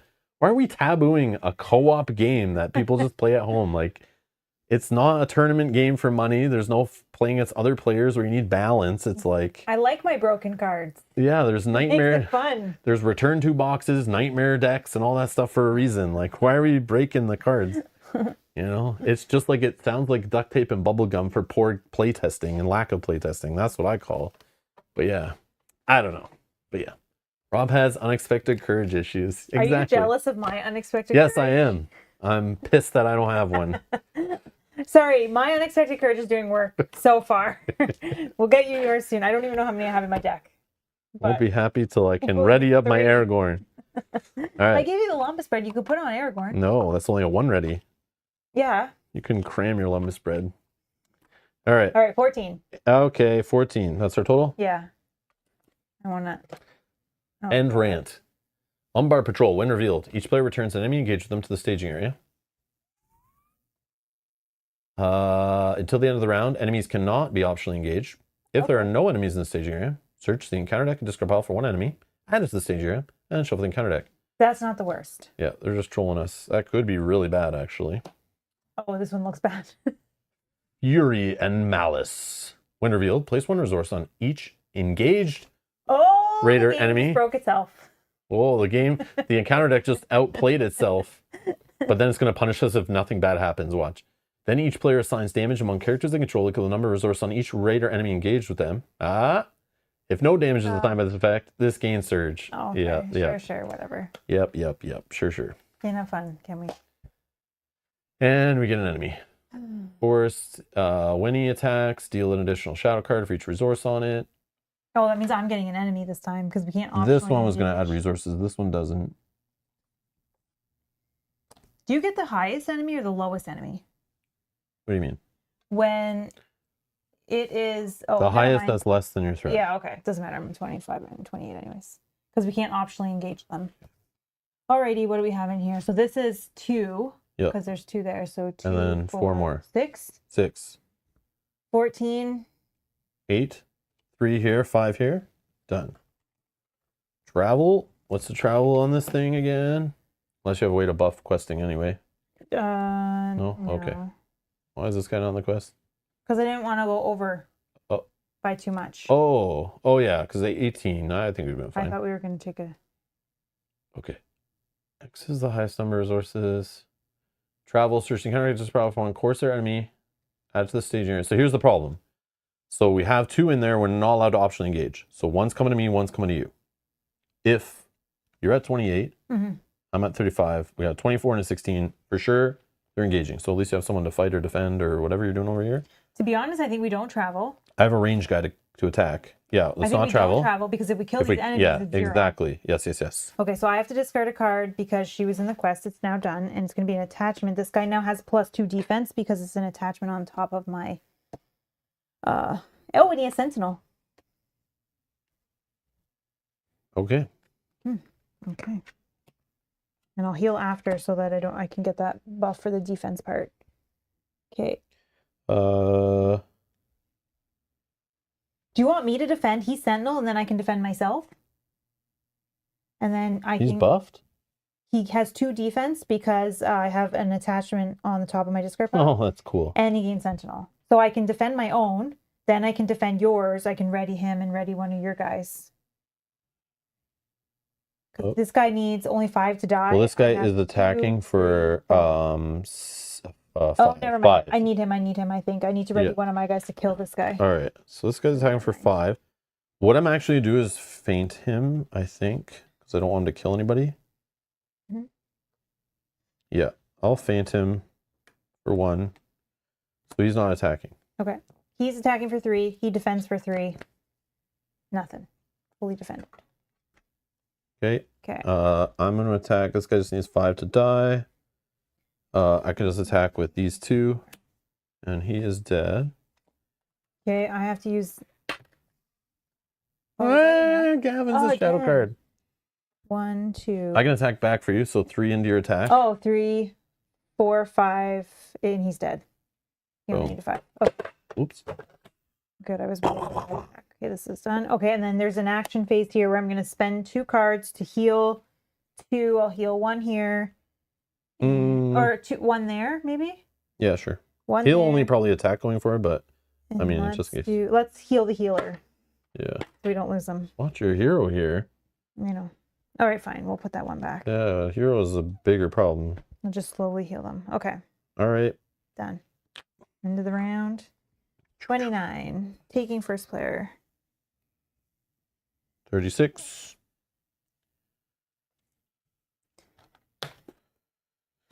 Ally, yes. Can you give me a Steward of Gondor, please? Like, At please. this point, who cares? I know, right? All right, what am I discarding? We're discarding the event. We know that. Not even thinking about it. Okay, I am first player. So let's start with 1. Pull that. Hey, short butt. Nope.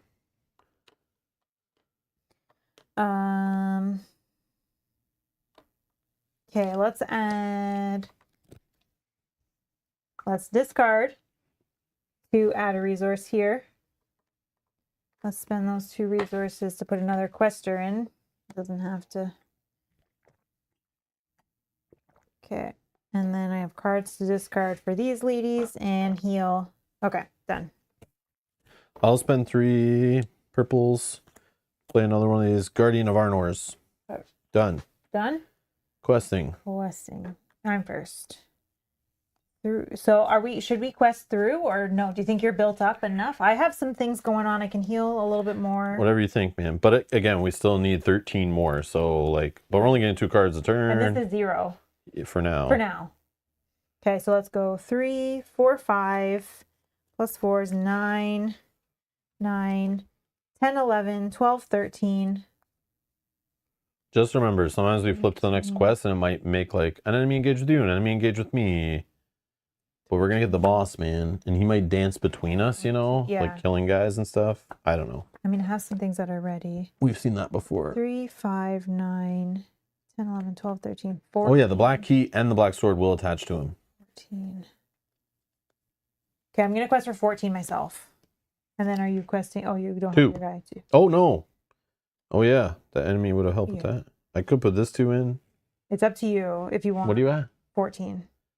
No, It's I'm not okay. enough. I can put more in. I just worry. I guess I have these guys as defense worst case. Let me put 1 more because I won't use him for defense. And I probably won't risk my healer. Yeah, I think that's plenty. I don't need to put 16. any. I'm sure we're going to get some. I don't feel like we're going to get through unless we get 2. Okay, we got one of these Courser guys adding 2. And some kind of foes of Ecthelion. When revealed, place 2 resources on a raider enemy in the staging area. Son of a... Each raider enemy in the staging area has +1 threat for each resource on it until the end of the phase. If there is no raider enemies engaged against Surge. Well, Okay, so so now this is a 2 because of this. And then this guy is a 4. So that's 6. So 10. 3 away. Ooh. Okay, we're not going to travel this. I'll engage.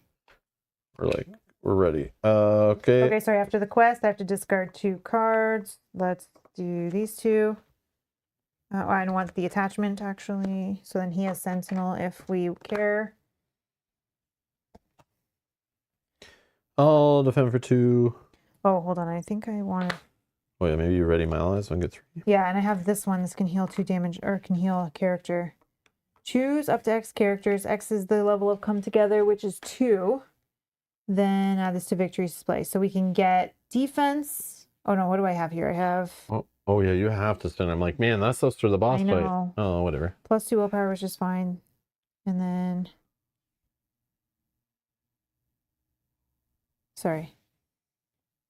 I can get +2 willpower. Oh, I can add 2 more. Yeah, sorry, I should have done this before. So I add 2 willpower to a hero and then gain a trait of your choice and heal 2 damage from each of them.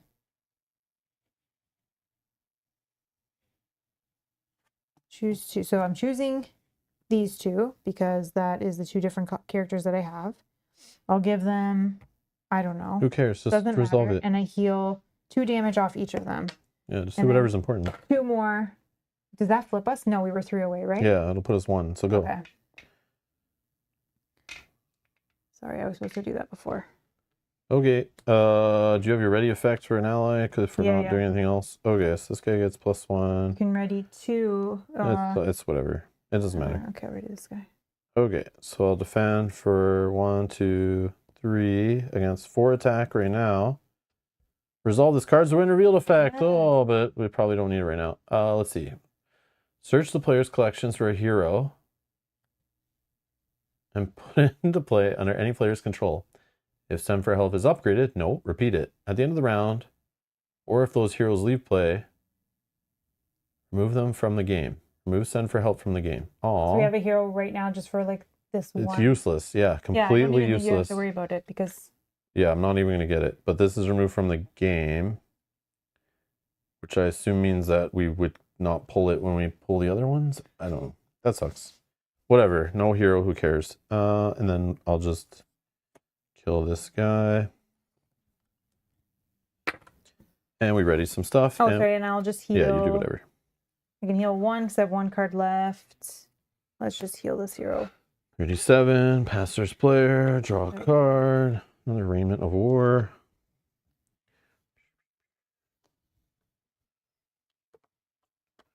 Did I not get it? Oh, I didn't have enemies engage me. That's right. Okay. So I drew. I got resources. I'm first or you're first? I'm first. Okay. All right. 1, 2, 3, 4, 5. Oh, finally. Put that in the discard. Well, I'm going to put another Raiment of War. Unless you passed it early, but I don't think so. You were first last quest phase. So. Oh, yeah, okay. Okay, I'll spend 2 to put a Raiment of War on him, so he gets extra hit points. They all have extra attack, hit points, and defense. And that is me. Go. I will spend 2 for a Steward of Gondor, which I will then exhaust to gain 2. I will... There's 5, but I don't have enough for that or that. I will just spend 1, gain that. Well, that's good. And I'll do it one more time. Gain that and that. Let's attach that. So now, after attach hero commits to the quest, I can put 2 progress on the active location. So if when we get to the next phase. Okay. Do you need a resource for a feint or something? Whatever. Sure. I'll give you 1. Okay. And then I have, I'm just going to do it now. I think I'm just going to do the heal. We're going to quest through anyway, whatever. Yeah, so. I just want to get things But I'm not questing anything. ready. Okay, this guy I'm going to put in my discard pile because I can play him from there and I need attachment if I have. I don't. Then this one. And we'll do the 2 heals. 1 will be here. Let's do your hero as well. Okay, so heals are done. That's done. I have cards for that. And I'll play that. Okay, good. Questing 0. Go. Oh, we don't need a lot, eh? No, we need 1. There's 0 in there right now. Okay, we're going to Last time we made 6 increase, so 3. yeah. But I will spend this to give her 1 more, so she's 4, and I'll reduce my threat by 3. 1, 2, 3, 27. So 4, 5, 6, 7, 8. I think that's good, right? Crowley, no. Force, when he engages you, place a resource on him. Okay, we gotta remember that. That's 2. And an Umbar Slaver. After engaged player spends any number of resources, place one of those on Umbar Slaver. Yeah, 2 more. So we only got 2 in there. 4. 4. So we're at 4. So we Done. successful. Gone. Boom. 4A, here we go. The final confrontation. Okay, you chase Sahir through the streets, eventually cornering him in the broken monument atop a hill overlooking the city. He grins as you confront him. You're not easy to kill, he scoffs, and unsheaths a long, dark blade. It's the Darksaber. When revealed, add the shattered monument to the staging area. Finally. And just while you're doing that, I'm going to discard a card each for the ladies in the quest. Force. At the beginning of the resource phase, place 1 resource on each raider enemy in play. So new stuff we have to remember. Okay. Start a resource phase, so top of the round basically. Age demographic check. I just missed that. We don't need another hero. No, we don't. What song is that? That's why he's checking. Age demographic check. I think we just failed. Oh, Jacko, sorry. I don't know. I might know the song. I just can't think of the song. Can you tell? I'm not great with lyrics. A little bit more. We need a rhythm, please. If you could do that in the chat, I'll be impressed. Also, maybe a genre, so I know what I should be trying to think about. Well, if it's Jacko, it's like definitely gonna say it's like metal or rock or something. No, it's gonna be like, I don't know, 1920s folk music. No, I'm just kidding. Tina Turner, Mad something Thunderdome. I know Tina Turner, but I don't know. What year was the song popular? Next question. Jacko doesn't need to give that information away. All good. It's all good. All right.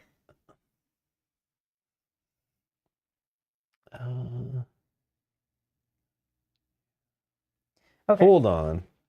Yeah, I do know that song. I can't play it though, because I'll get YouTube copyright striked or whatever. But I'll check it after the stream if I remember. I want to hear it. Because right away I'll probably recognize it. I'll be like, oh, that's what those lyrics are saying. But yeah. Oh, title track to the Mad Max Thunderdome movie. Oh. Damn, I'm old. No, you're not. So Mad Max, I know there's multiple. I'm sure there's also they did reboots or something. I think. But that is a series I've never come across ever. The only thing I think about it based on movie posters I've seen or anything like that growing up, whatever, I just think of Borderlands, the video games, and I assume that's what Mad Max is like. But I'm sure it's probably not.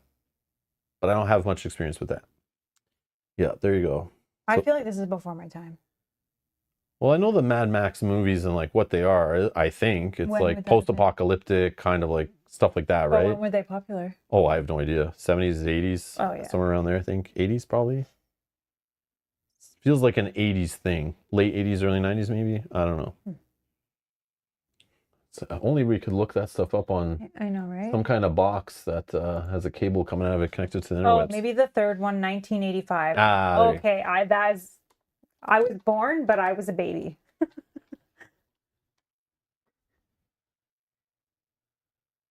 Oh, yeah, it's a 1985, yeah. Yeah, I was 3 years old. Yeah, release date, July 10th, 1985. But then on VHS, would have been out 86 or so, Do you recognize it? No, you would have been I don't know. Child. No. Yes, but I don't recognize. I can picture the movie covers or posters, but yeah. Mel Gibson. Mel Gibson. Yeah, see, Mel Gibson in it, so I have no interest in it whatsoever. That guy is a jackass. But yeah. All right. Anyways. I'm sure he was cool at the time. I was 3. I don't know it either. All right.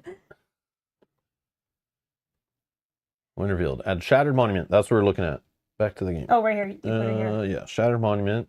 I just want to remember what it was. At the beginning of the resource phase, 1 resource on each raider in play. Okay. Wait, that's the upgraded side. Wait. We did not upgrade Shattered Monument. So it has to be this side. Yes. I just did that side because it said campaign only, but it's not the thing. Okay. Each raider enemy with at least 1 resource on it is immune to player events. So I can't feint them. Okay. For example, forced at the beginning of the resource phase, place 1 resource on each raider enemy in play. Okay. 4 threat. Ugh. 4 threat. Okay. Okay. Put captaincy here into play. Engage with the first player. Oh, we did that right again. That's awesome. Okay, great. Oh, we get so Each player searches the encounter deck and discard pile for 1 enemy and adds it to the staging area. Shuffle the encounter deck. Place 1 resource on each raider enemy in play. Okay. Captain Sahir. It's going to take a minute here to get all this resolved. He has a 4 engagement, but he's already coming in to play engage with me. 6 threat, 6 attack, 2 defense, 8 health. He's Corsair, he's Raider, and he's Corrupt. Captain Sahir engages the first player. For each point of damage Captain Sahir would take, discard 1 resource from him and cancel that damage.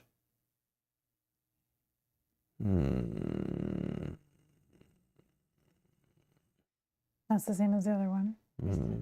Okay. For every 5 resources on Captain Sahir, he makes an additional attack against the engaged player each combat phase.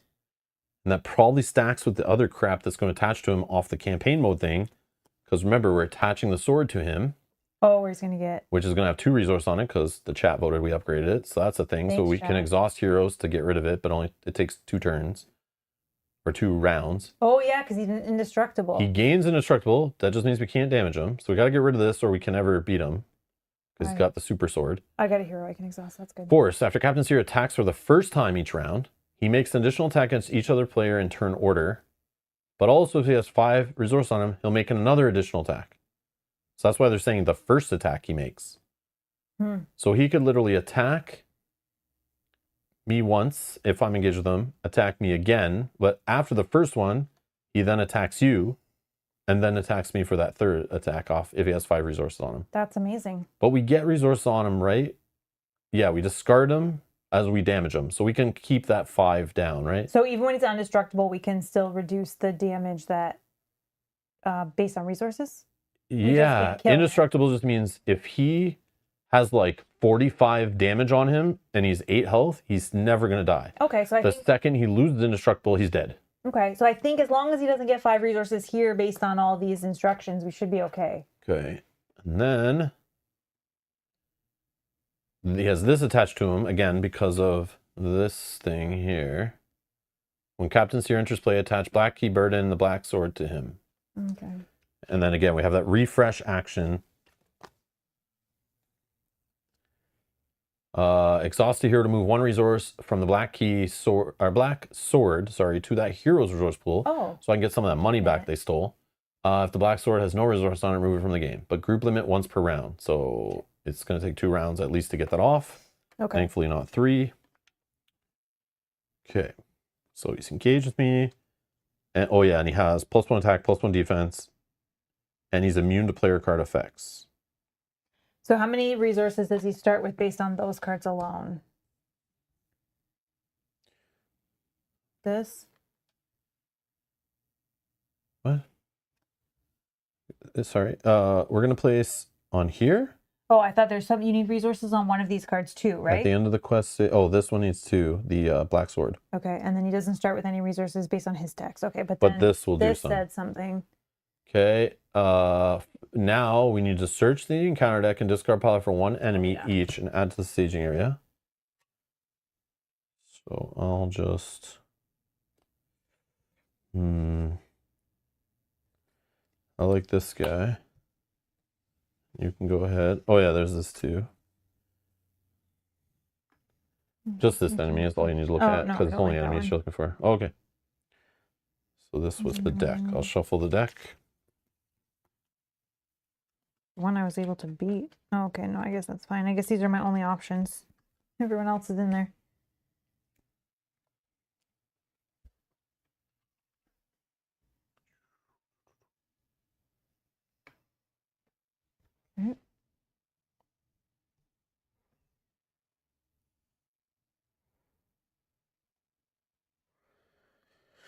Okay, then place 1 resource on each raider enemy in play.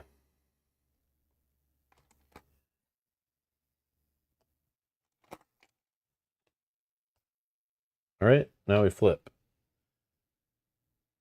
So here, cackles, a crazed look in his eyes with the power of his sword. I will rule the seas from here to the Grey Havens. While an enemy has resources on it, Captain Sahir gains indestructible. Wow, any enemy has resources on it. Oh, so we need to kill all of them or get all the resources off them. And we also have to remember at the beginning of the resource phase, we're putting 1 resource on each raider enemy in play because of... You probably just want to get rid of this shadow. Because of this. Yeah, we have to, but like, yeah, it's 8. That's fine. And they're all immune to player events too. Yeah, this needs to go. Okay. That's Which we'll be able to travel, so we can pick that, which is good. Okay. Forced, when a hero or enemy is destroyed, add its resources to Captain Sahir. Oh. If Captain Sahir is destroyed, the players have finally put an end to the Corsair's treacherous plot and win the game. Okay, we can do this. So there's nothing about questing. It's except for getting rid of these. But yeah, this is sick. Okay, we can do this. We can do this. Yeah, we're fine. Especially because you can keep attacking him to get rid of the resources until we can make him indestructible. Well, we also got to kill these guys too, because they make it so we can't win either. So that's true. That's true. But now I can help with that. Okay. It is okay. It's okay. So do we want to do that action? Because I have a hero that I can spend to knock one of the resources off. Yeah. Okay, so I'll do that. Done. And then I gain his resource, right? Is that okay? Yeah. Okay. Okay. Then we can travel. So I think we travel to this one because that. Yep. Done. Yeah. Okay. Perfect. Okay. Now, optionally engaging. Is there any that you want over others? I don't know. This guy will hit hard because he'll keep going, but I'll try to kill him. Okay. But he'll keep gaining resources after he attacks. Resource on him. He gains +1, +1, +1. Yeah, I can take him. I can option engage too. Okay. Because of my I have hero. guys up, so I can take this one I can take. He gets an extra shot. Oh wait, 35. Oh yeah, I'm 37. They'll all eventually. Yeah. So yeah, so maybe I'll just take this guy and then this guy will he'll come to me automatically. Yeah. Sure. Okay. Are you okay with all that? Or I can't option. How are we supposed to do it? I don't know. You could just leave something up that will come to me, which has to be the 24. The 24 guy. But if you can't kill him, he literally every time he attacks, he keeps getting more, and these events will put more on him, and he already is hitting for +1 for each money on him. So he hits for 4 right now, so he'll like shred through any of your guys. So he kills your dude, and then if you can't hit back for like 6, he's still there, and he'll kill a guy next turn, and even worse and worse, and like he'll just eat your board. Okay. This guy too, he technically does the same thing. So this guy, after I spend resources, I have to worry. This guy, after he attacks, I have to worry. This guy... There is so much text here. Holy jeez. I can take one more, though, because I have this guy that I can ready my own allies this time. But maybe they would be dead. I don't know. Yeah, but these guys defend for, like, extra for all these enemies. So this, like, gives them +1 defense 4 times. So, like, I can block, you ready them both up, and then I can block again, and probably they don't even take damage. Okay. That'd probably be the best. Okay. And then I hit back with everything I have and just try to whittle them away. Like, I'm not going to kill them all now. And I'm okay having a couple in front of me. That gives me more resources. That's 5. Helps me reduce allies I play if I draw anymore. 3, 4, 5. Okay, yeah. Okay, I can kill this guy. Okay. Sure. Okay. So, shadow cards. Crowley. Umbar Slaver, Umbar Raider, and Jerkface McGee. Oh, and I don't get one. Oh yeah, it's empty. Great. Okay, let me just read all this guy's stuff again, make sure we're doing it right. Oh, he engages the first player, by the way, so he's going to go back and forth. That's a thing. Okay. So you just have to have guys to die in front of him. I got. For each point of damage he would take, discard a resource from him and cancel that damage. For every 5 resources on him, he makes an additional attack against the engaged player each combat phase. Forced at the end of the quest phase. Which we'd already passed that before he came out. Oh, we were. No, you're right. We weren't. At the end of the quest phase, if he's in play, place 1 resource on him for each player in the game. So he technically would be at 3 right now. Okay. Okay. He's indestructible, and after he attacks, for the first time he tries to make an attack against each other player in turn order. So he's going to attack you right after he attacks me once. Oh, yeah, so I need a guy for that. Okay, so I think I still can kill. And he attacks for 6, 7. Jeez. 7. Okay. I probably just throw a chump in front then. Because, like, this guy could... I don't want to lose these guys, but he defends for 1, 2, 3, 4, 5, and only has 3 health. He could survive it. So right now, if no shadow cards, he's taking 1 damage? Yeah. No, 2. 2? Oh, so if it's a shadow card this bad, yeah. Yeah.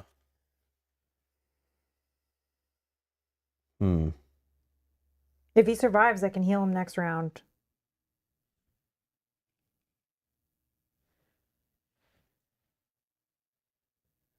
I think I'll just chump block with this guy.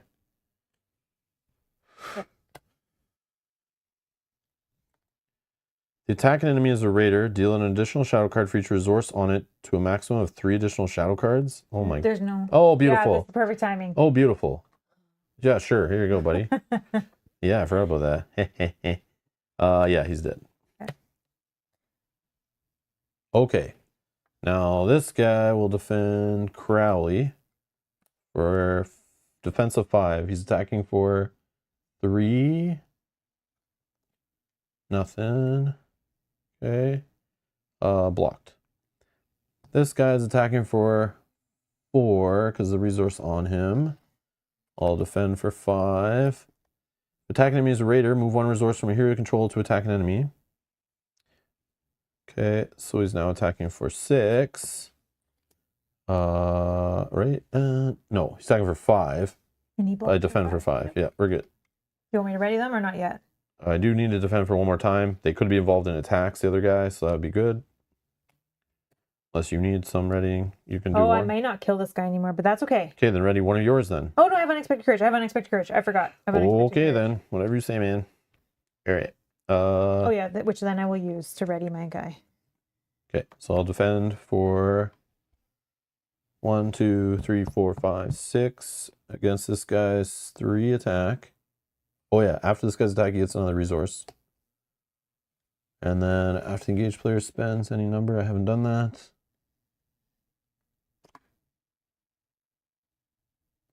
If attacking enemy is a raider, deal additional shadow card for each resource. Yep, okay. Yes. Yeah, that's sweet. That was good timing, actually.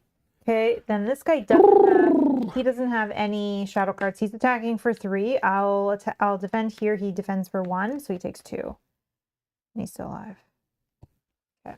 Oh, hey, 20, how's it going? Hey. It's crazy. If I don't watch for a couple weeks, YouTube just stops showing me any of your content. Oh. Here's the thing. The YouTube algorithm works this way. It will recommend where you're spending your time watching, and it'll try whatever you spend your more time watching, it will try to get you to watch that, or it'll try to recommend to you stuff that is similar to what you spend more of your time watching, especially stuff that you actually continue watching through ads. Unless you pay for YouTube Premium, then it'll just do whatever. But it doesn't care about ads, obviously. So like maybe even because a few days you didn't watch here, it's like, oh, you've lost interest in that. But we noticed you watched this, so let's try to recommend stuff related to that. And like, so it does, that's a normal thing.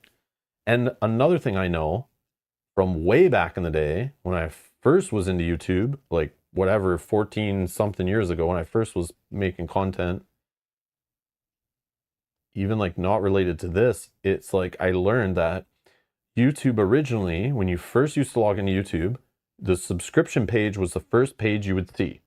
So they thought if you subscribe to something, you're going to come on the platform and you want to see all the things you subscribe to and watch them. Mm-hmm. But what they learned was the better way to get you to be engaged and stay on it was to hide the subscriptions to make multiple clicks to dig to them. People who did YouTube for a full-time career really got pissed at this because everyone's views dropped. Like all the YouTubers that made lots of money, they instantly were losing money like crazy because YouTube changed it so the subscription feed's not the main one. They made a home page that would just show you nothing you're subscribed to. Eventually, they did a middle ground where now on your home page, you'll see some stuff you've subscribed to, some stuff from your watch later list, some stuff from just randomly around the interwebs that you might want to go watch, you know?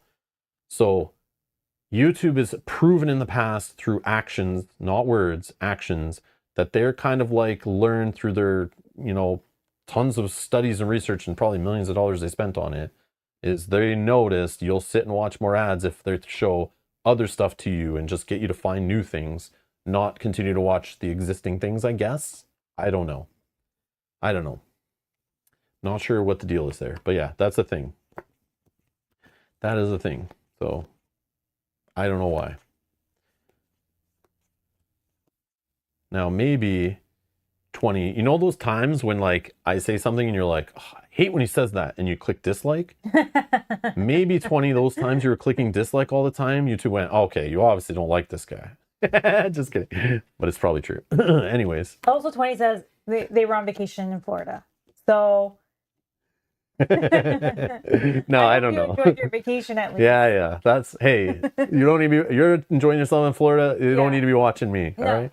That's all good. You're black though. You found your way back. We love that. But at least if you're subscribed, what you need to do is just go check your subscription feed is what they hope you'll do, I guess. But YouTube originally, your subscriptions were like no clicks away, I think, back in the day. Then eventually people started realizing YouTube kept adding ways to hide the subscription, so you had to do more clicks to get to them. And of course, YouTubers who had like very dedicated audience started getting pissed because they saw their numbers start dropping like crazy, which could be a thing that's happening right now. That would make sense, but. And they do keep experimenting with different ways. Yeah. It's all about like, right? So yeah, seeing what the guinea pigs will do to get more ad revenue, you know, like how can we manipulate the human psyche to like keep you on the platform watching ads? Because even when they switched and they hid that everything was in tabs, so like the lives, the shorts, the videos, all that was in tabs, we would get people every day saying, still like, to this day, yeah, like I thought you guys were done not like a year and a half ago because I stopped seeing your videos. Rob, why is the last video you ever made from Gen Con like last year? Why don't you make videos anymore? It's like, click on the live tab.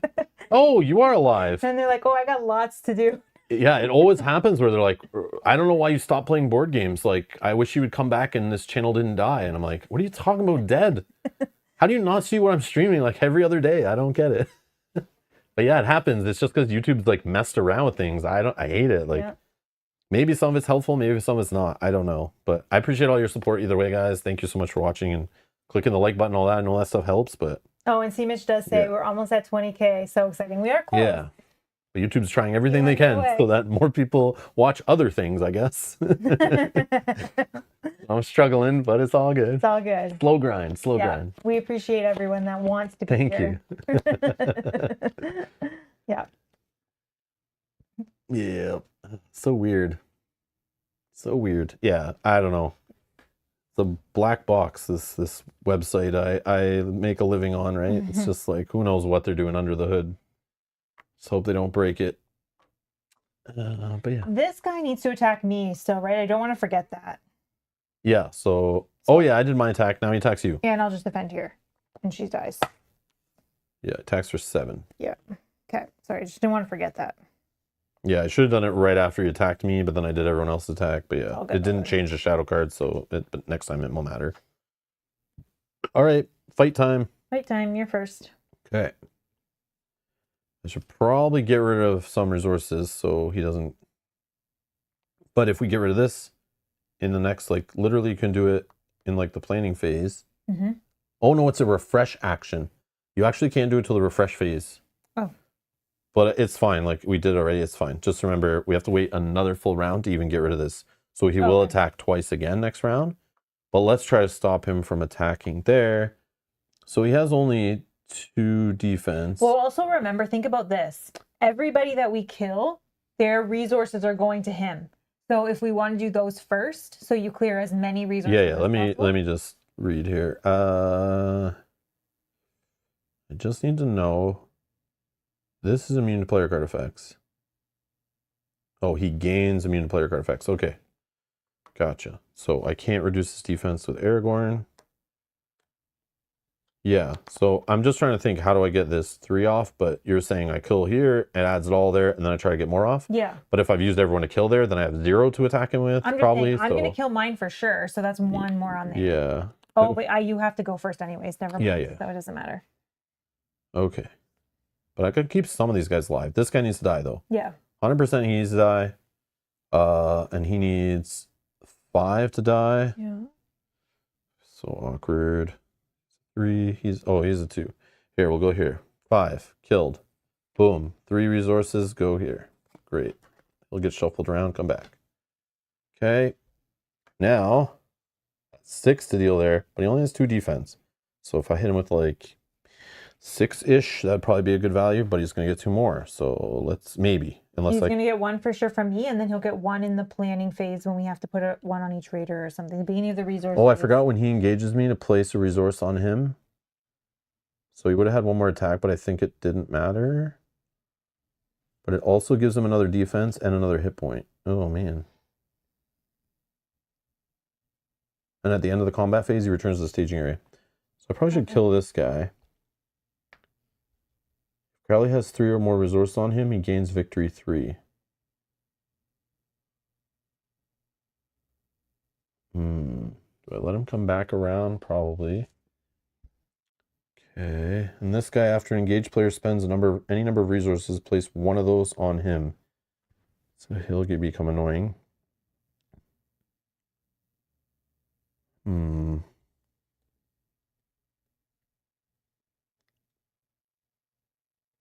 This guy needs 7 to die. This guy needs... He's +1, he's +2 defense. He's 4, -1 is 3 defense, and he's 4 hit points ish, so 7 to die also. Yeah, see, if I kill these guys, then how am I even doing anything? I don't think you kill those guys. I think what they've done is like really messed me up. Man, but then they get extra attacks, so they'll kill my board. He kills my board. But then, yeah, but next turn he's coming to me as first player. So then you can maybe clear your board. Yeah, I don't have allies for this. Feed to this guy. Okay, I can prevent an attack, though. No, I can't. Not while they have resources on him because this is still here. And then we're going to put more resources on them right now. This is disgusting. I think you just clear some of the resources on him. So he doesn't make the triple attack.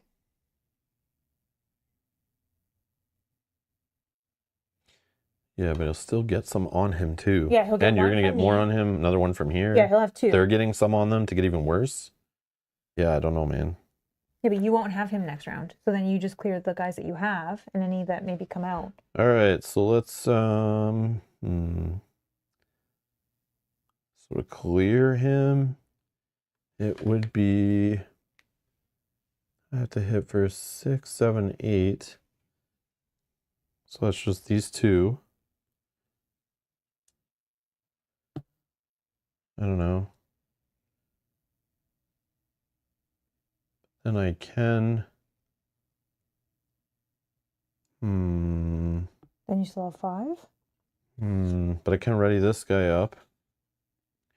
So like I could have done that in a different order. So let me undo that. Yeah, because we have some on him. Okay, let's just... What I say 7 for one of these other guys. So 2, 5. Oh, that's the problem.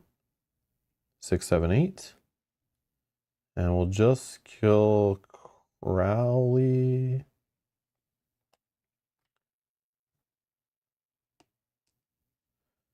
Okay, then I'll Lembus Bread. Ready this guy up, heal him, whatever. This guy's got 2. Oh yeah, the other thing I could use the +3 that I've been saving for the boss fight stuff. Oh, yeah, yeah. This is the boss fight, technically. Yeah. Okay. So then we'll do this. We'll spend 1 off here to give him +3 attack. So he's attacking for 7, 8, 9, 10, 11. Block 2, that's 9. That'll be more than enough to get all this off. Okay. And that's me. Then my attack, I need 5, 2, 3, 4, 5. So he gets 1 on him. He's dead. All right, ready up. Okay, so refresh action. That's what you did. Blah, so blah, blah. That's down, done. right? He's still, yeah, so he isn't ready. Okay. Pass first player. Oh, wait, I guess we don't need that anymore. I'll fix myself in a sec. 28. 38 threat. And then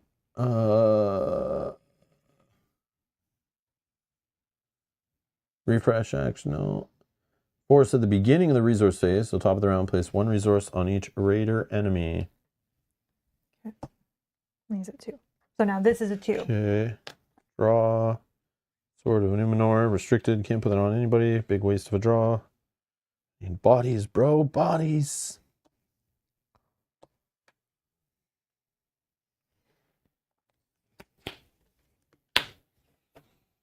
Where's Gandalf when you need him? Where's any ally when I need him? I'm drawing junk. Junk. At least I'm not drawing little nightmare creatures, though. Glass half full. Let's look at it that way, I guess. For once. Okay, I'm first. Oh, I have to discard one of these cards. Resources from the Black Key. What's it? Sorry. Black Key. Force at the end of the quest phase, if the captain hears in play, place one resource on him for each player in the game. Not end of the quest phase yet. We did that on the quest phase. We'll do that again on the next quest phase. Yeah, we're not there yet. We caught it from last time though. A little late, but we caught it before it mattered. Okay. So yeah, there's refresh phase stuff, start of refresh phase, end of round stuff, end of quest phase stuff, lots of stuff. Lots of stuff. And then there's a refresh action to remember. If we can travel through this, then we get rid of the adding one resource on every raider in play would be nice. But at least we got rid of a bunch of them, so it didn't get too crazy. Okay, let's start with Pseudo Gondor. Go to 3 resources. Spend 1 for this and this. Then I just want a bunch of cards so I can see. So then I'm going to discard a card to give another resource here. So that's the card I discard. I can play that for my discard pile later. Timing is all messed up. Should all happen at the same time. Sorry. What? For which? I don't know, Emmy. I haven't watched any of this campaign yet. Oh, what did the dice on cards do? So purple are our resource tokens because I don't have gray dice. That's as close to gray as I could find to match the gray tokens from the original FFG game. Red is damage because the damage tokens in the game are like red and black. And I just hate messing around with tons of tokens on cards that fall off and stuff. So this is like easier to see on stream. And then the green is progress, which match the kind of green and brown like foot travel tokens or whatever. So I tried the best I could with dice we had that like make it more visible and less chance of them falling onto other cards and stuff. Like trying to pile up quest tokens onto locations and stuff. It was always just messy. And would always be hard to clean up and hard to see what's where and how many, like counting those tokens. I know the new box came with like 5s and stuff, but it's still a mess. Not a fan. Oh, I see. Your oh, my opinion. Yeah, I agree. Yeah. I agree. There's like way too many triggers at weird times, but it's like, it's fine. It's just we're going to miss them because there's too much, but that's okay. So I can make them buffed. So, okay. So let's spend... We need bodies. So let's spend 2 from here. So we can put another one of these guys out, and I'll put an attachment so he'll at least have extra defense if needed. I don't know that it'll matter. Yeah, no problem, Yoda. No problem. We're not playing him. Okay. I think that's good. Actually, let's heal first. You have heroes that have damage on them? No, right? Heroes that have damage on them? No. Okay, so we're going to discard 2 cards for the heal. Let's heal the healer, and let's heal one. Oh, that guy might just be my sacrifice. Let's heal this girl. Okay. Heals are done. That's for that. Okay. Done. Done. All right. Questing. There is 2 in there right now based on his 2 or his 2. Okay. And that's it. We need 8 to power through this, please. Okay. 3. I'm adding 2. 4, 5, 6, 7, 8, 9, 10, 11, 12, 13. Ready with unexpected courage. Yeah, remember refresh action later in the round if we can to get rid of this stupid thing from a hero. I could do mine too if I don't have a lot of enemies. Good? 13 is good? Ooh. I can put one we more. Have 2 in there. I just need, these are my sacrifice. Oh no, let's put this guy in. No, I can lose him. 14. Okay, we'll see. 2 in there. Found a watchtower.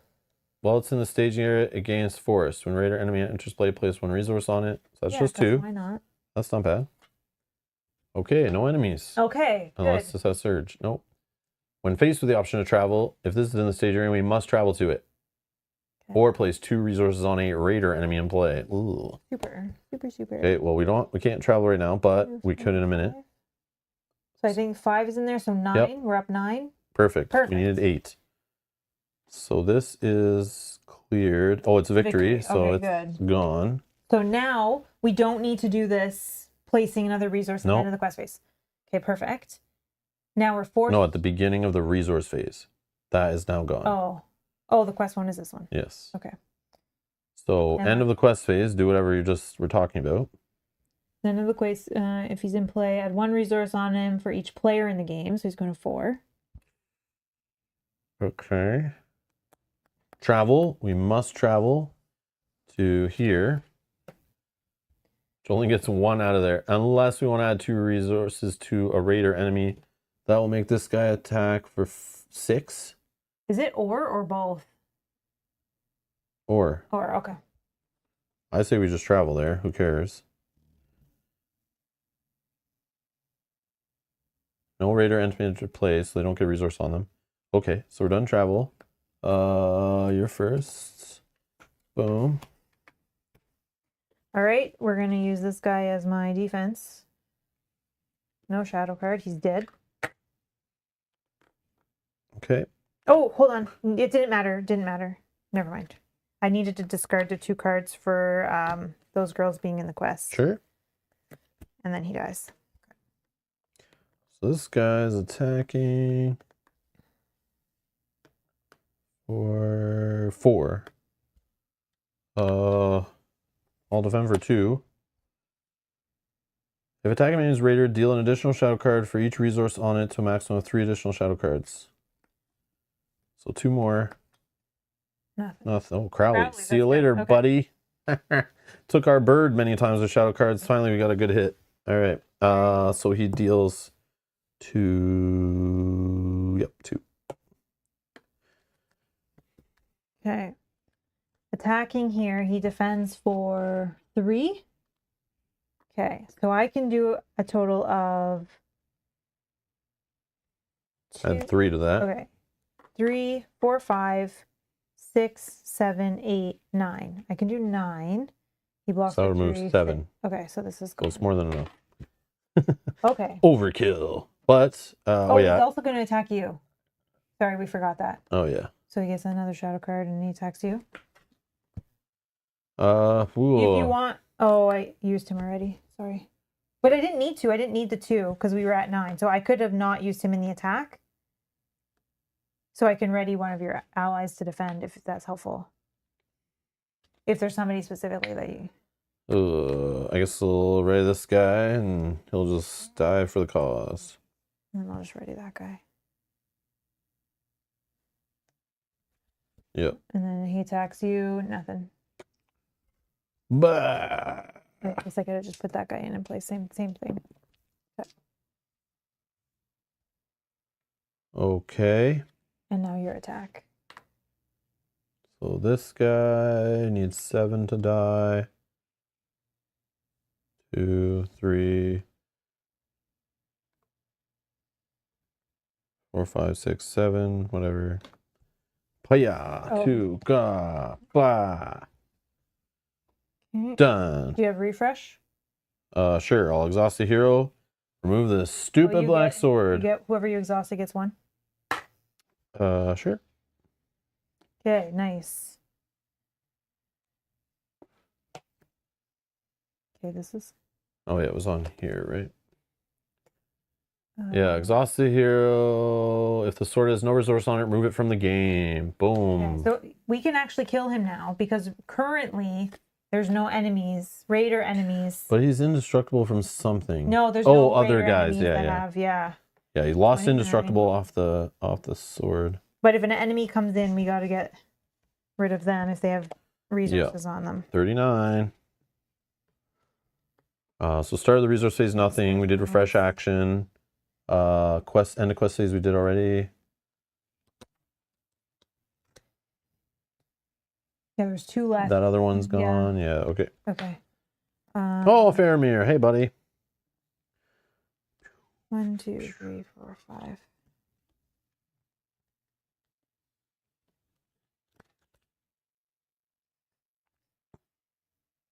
And I'm first? Or no? It's you now. Yeah, I'm first because Oh, yeah, 'cause you have them. Oh, yeah, I think we've stopped. Yes, I'm moving that around. Sorry. no one's stealing stuff from me. Nope. Oh, I spend one less. One less. Because I have one enemy engaged. Could always sneak attack him, but whatever. Okay. Done. Next. I have a present for you. Unexpected courage. It was like at the bottom of Like my birthday was a week ago. This just showed up in the mail. Party's over. I'm back to normal life. And then Mel's gift shows up. It's like, that's Don't great. complain. It's like, here's your gift. Something that would have been awesome at the party, but it's like, I don't know. This one has 2. This one has 2. Attached to a character. Enters play with X resources. Oh, yeah. This we want. We're going to spend 1 for this. It enters play with 2 resources on it. Oh, 1 more than the level, so 3. Okay. Oh, I forgot I could have done that last time, but that's totally fine. We didn't need to. Then what else have we got? These are all nothing, so let's spend 1 for this and this just to have some cards. Oh, cancel when revealed. And I have the resources for it. Okay, perfect. Okay, good. All right, questing. Actually, I'm just going to heal, I think, before that I want these 2. So discarding 2 cards to heal 1 and 1. Okay, we've gotten all that damage is finally gone. Great. Okay. Questing, I'll do 2. 2. I just need to get rid of a 5. This has 2. There's 4 in there right now. Okay. So I'm going to spend or quest for 3. So plus I can do this one. After touch hero commits to the quest, discard a card from your hand and place 2 progress on the active location. This one. Place 2 progress here. Okay. So 2, 5, 6, 7. I have Faramir, worst case. 8, 9. Okay. 9. I'm not putting. When revealed, place 2 resources on each raider enemy in the staging area. Oh, if it was going to put them on the boss, man, we're in trouble. And each raider enemy, oh, there is none. If there's no raider enemies in the staging area, it gains surge. Okay, ignore. Unless you have a cancel. Oh, I do. That's a great one to cancel in, so it doesn't surge at least. Okay, I have a cancel. I mean, it doesn't do anything, but you could, maybe we cancel whatever it surges into. But if like this, we draw 1 less card. No, this could be a win here. Because it's not, it doesn't have surge outside of the win reveal ability. I don't want to pull more, and oh man. But it doesn't come in with a resource on it, right? No, because that's gone. So nope. Oh, this one. When a raider enemy enters play, yeah. Dang it. So we got to kill that guy first. Yep. So it means that you have to take both. Okay, but anyways, so 2, 3, 4, 5, 6. 6. We're up 3, which is enough. Oh, perfect. Cleared. End of the quest phase. This guy gets 1 on him for each player, right? Because of the black key. Okay. Traveling. Yeah. We're going to take the one that keeps... So now it's not in the staging area, so it will not put resources on as these jerks come in play. I'll optionally engage this guy.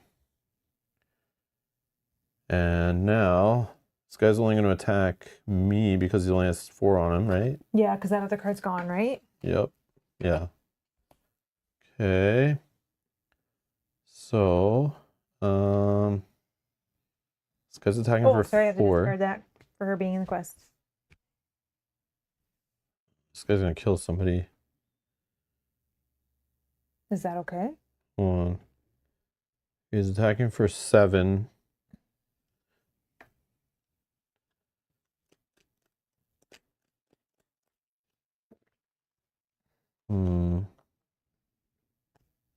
Yeah, that didn't have an attachment to gain Sentinel.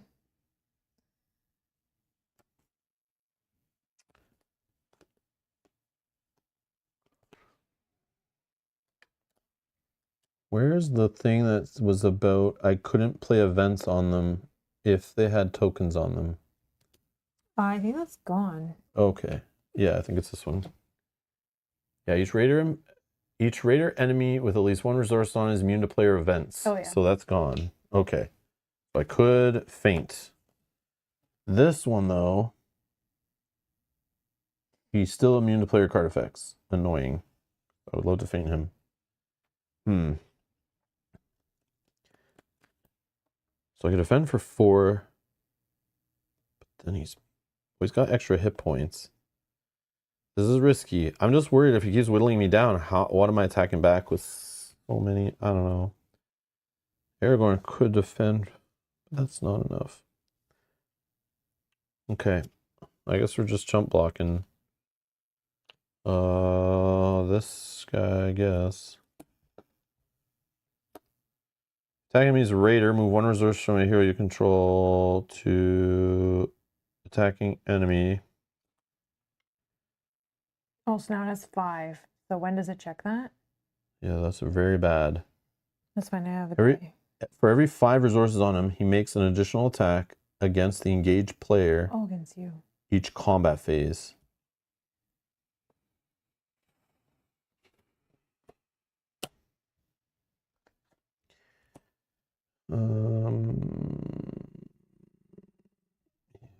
So stupid.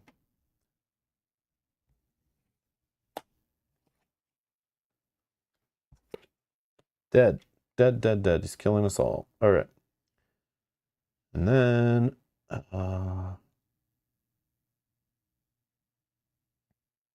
he's indestructible because this guy's here.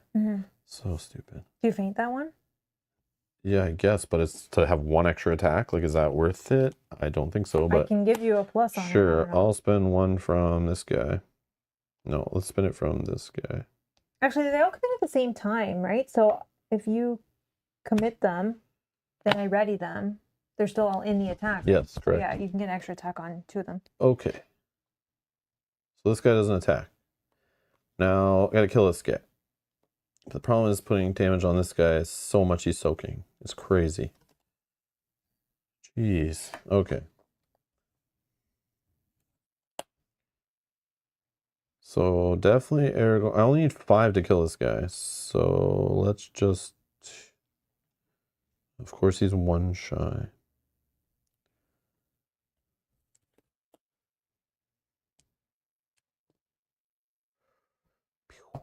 Six.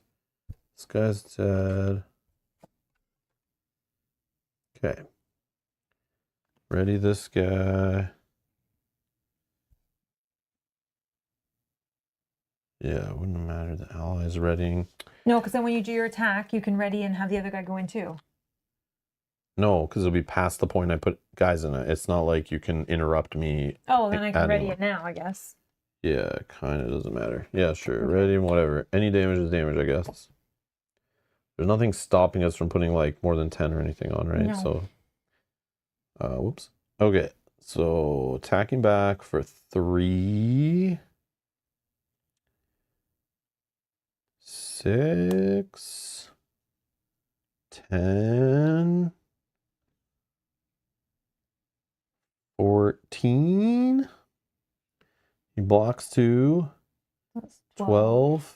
So he takes 6 gets eaten. I got it. And he takes 6. He's 2 away from death. Okay. Okay. Oh, he has 1 more defense, actually. So that would be 5. 5. Yeah, he has 1 defense from this stupid thing. Okay. 3 more. Does he still get the 2 each round? No, right? Yes, at the end of the that's quest still there? phase, he'll gain 1 resource Okay. from each. Yes, it's super annoying. And I keep having less dudes. I need to draw some guys, man. Yeah, but This is stupid. I need a full hammer or something would have been nice at some point, but all right, ready up. Yeah, I know, and I won't be able to attack him, so that sucks. 30. If I didn't have all those guys, I'd get killed, but like I can't do undefended attacks for 7. Heroes would all die. Okay. He's a tough bugger. 40.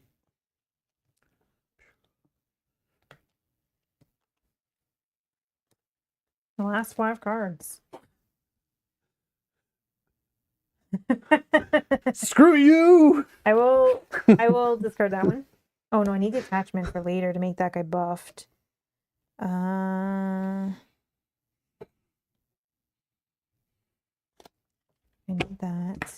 Okay, we're gonna do this guy. Okay. Actually can play him probably. Okay. Let's start with Steward of Gondor. 3. Okay. No, I'm just gonna.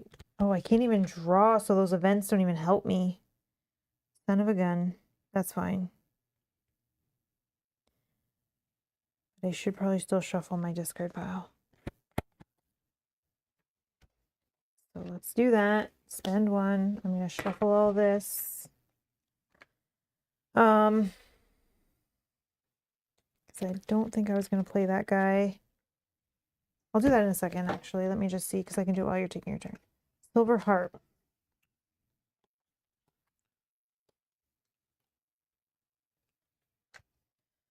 Might be helpful. Just give me an extra card. So let's spend 2.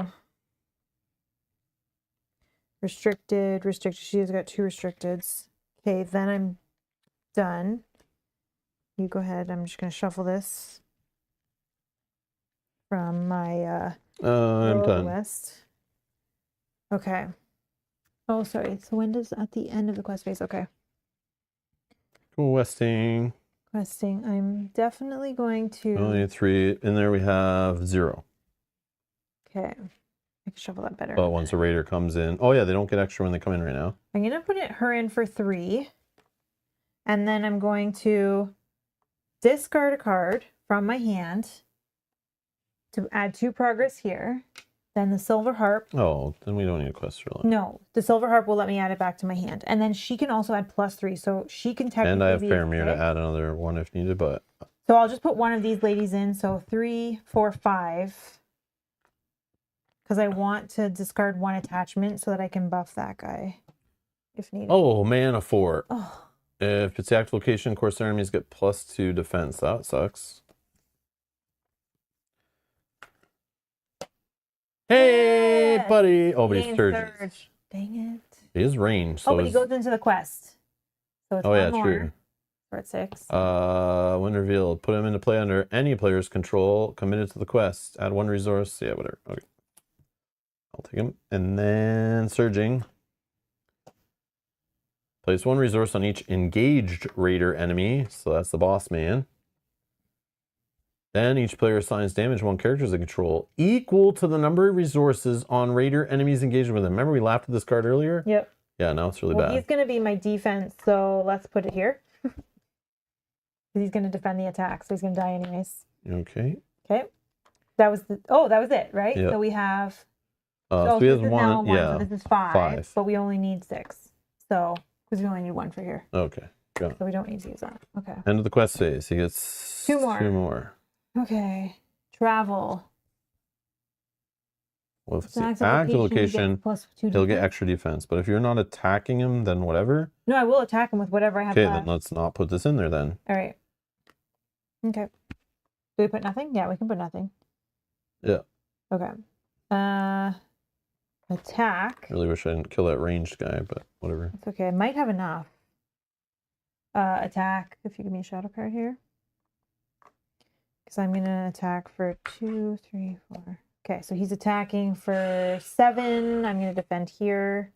Oh, sorry, she's out of the quest. We're going to put this attachment here. He has plus defense, but it won't matter, I don't think. No. So he's dead. Okay. And then attack back. So he has 3 defense. So I'll just see what I have here. I can go as much as you can. 3, 4, 5, 6. And then, sorry, let me also ready. Now I can use the ring to ready and give these 2 more. So it's 6, 7, 8. So 3 gets blocked, 5 gets through, so 2 damage will hit him. Going to 1 away. You have no other? No. Exhaust an older character's ready unity character, vice versa. Till the end of the phase, add the exhausted character's printed willpower to another hero's. Oh, wait, maybe I can use that. Maybe I can use this. RTFC. So exhaust and I have 1. Exhaust a Noldor character to ready a Dunedain character, no, I can't or vice versa. I don't know if you're allowed to exhaust my guys. I don't think so. I don't think so. I think that's what we said. Yeah, so Until the end of the phase, add the exhausted character's printed willpower to the other character's willpower, attack, and defense. No, I don't think I can make this work for myself, I think this right? symbolizing like Aragorn's girlfriend elf girlfriend helping him out, right? Like that's what this is trying to do. So I don't or him helping her out, I guess. I don't know. I don't think there's a way that I can do that. Now, maybe, because there's people in Oh, wait, I got this guy. Yeah, he's Noldor, but No, what Dunedain are you? He can attack for 2. Oh. I forgot he was standing. Idiot. Sorry. So that is Idiot. 2, 4, 5, 6, 7, 8. Yes, so that's enough. Boom. We got him. Somehow. He's non-destructible, right? No. So he's dead. We did it. I forgot I had one guy. If Captain Seer is destroyed, the players have finally put an end to Corsair's treacherous plot and win the game. Yay, we did it. All right, let's read some stuff. Nope. Let's read this stuff first. Resolution. The players win the campaign. Woo. Gain the following. Okay, come on. We're really counting XP at the end? I'm going to count it just to see. What is this trash? 1 XP for each surviving player. 2. 1 XP for each of the following cards in the victory display. Corsair Warship. Shattered Monument. Yes. Yep. Crowley. No. Stormcaller. No. So we got 3 total. 2 XP of Thunderstruck. No. -1 of Ominous Fates in there. You bet it is. We got 2. After a long and arduous quest, the heroes are greatly relieved to finally witness Captain Sahir's demise. When one adventure ends, a new one is bound to begin. ... All right, let's read more than that.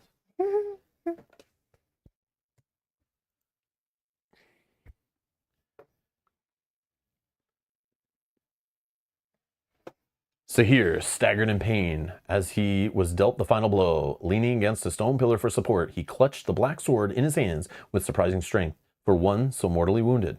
No, the sword is mine, the captain stammered. The words came slowly for him, every breath racked with pain. One of the heroes approached Sahir warily. The captain's blade was different from the cutlass he'd carried before. It was etched with runes and forged from a black metal the heroes did not recognize. Judging from its size and material, it was clear that the blade was the object in the black chest. The artifact Sahir was after all along. He turned towards Sahir with pity in his eyes. The captain had never been a good man, but the heroes could see now that his obsession for power had been warped by the artifact. Having traveled with the captain for a short time, they could see the madness had changed him. What is this blade truly? The hero asked. How did you know where to find it? Sahir laughed, as he always had in the face of death. Although this time it didn't seem like he would escape his fate. You're asking the wrong question, he croaked, his sentence interrupted by bloody coughs. Now, not what, but whose? Whose? The hero repeated. He recalled Calfin's visions and looked upon the blade once more, examining its dark runes. This blade was not forged by elves, dwarves, or man. Who forged it then? Was it forged in old Numenor? Sahir grinned, backing away to the edge of the balcony overlooking the sea. Aye, it was forged an age ago by one who was very wise, deep in counsel of the king, and skilled in the art of smithing. The hero's eyes widened as Lord Calfin had recounted to them the tale of the fall of Numenor. It was forged by Sauron. The heroes finally understood. The Dark Lord's power corrupted all it touched, and Sahir was no exception. We cannot let the enemy get a hold of this, one of the heroes said, stepping forward and motioning to the blade. Sahir, hand it over. The captain shook his head and inched further backwards, leaning dangerously close to the edge of the balcony. No, he barked, clutching the blade closely. I will not hand you this instrument of my doom, he said, grimacing. He leaned over the edge of the balcony and looked down at the sea and sharp rocks below. I am Corsair. I shall have a Corsair's death, he exclaimed, grinning wickedly, and I shall take the sword with me into the depths. With that, Captain Seer closed his eyes and threw himself over the balcony, falling into the ocean below. The heroes ran to the edge, but they were too late. So ends Captain Sahir of Umbar, one of the heroes declared in pity for the fallen captain. Neither the captain's body nor the sword he carried could be seen below the waves crashing against the rocks. They pushed the black chest over the edge of the balcony and threw its matching key into the ocean as well, so as to remove all trace of the artifact from the city. The voyage of the Dream Chaser is at an end as well, one of the heroes added, and shouts of corsairs were still near, and they were deep in enemy territory with little hope of escape. Aaron ran as fast as he could down through the temple halls, his greaves pounding against the stonework. The knight had been tasked by Elendil with a sacred duty and had little time to carry out his mission. The agents of the deceiver would be at the temple shortly, and he needed to reach the chamber Elendil had spoken of before them. He kicked open a pair of wooden doors and continued through the temple, revulsed by the statues and tapestries of Morgoth that lined the halls. How had his people fallen so low? How had they turned so arrogant that they turned their backs upon the valor and declared war upon Aemon? There was little time left. The ships of the faithful would be leaving soon, before anyone knew what fate awaited the king's men. Finally, Arion descended into the lower hall, slowing to a halt when he saw that he was not alone. The robed figure was closing the lid on a long black chest. Aaron could see the shimmer of the black blade just as the chest closed. He then heard it clasp and lock.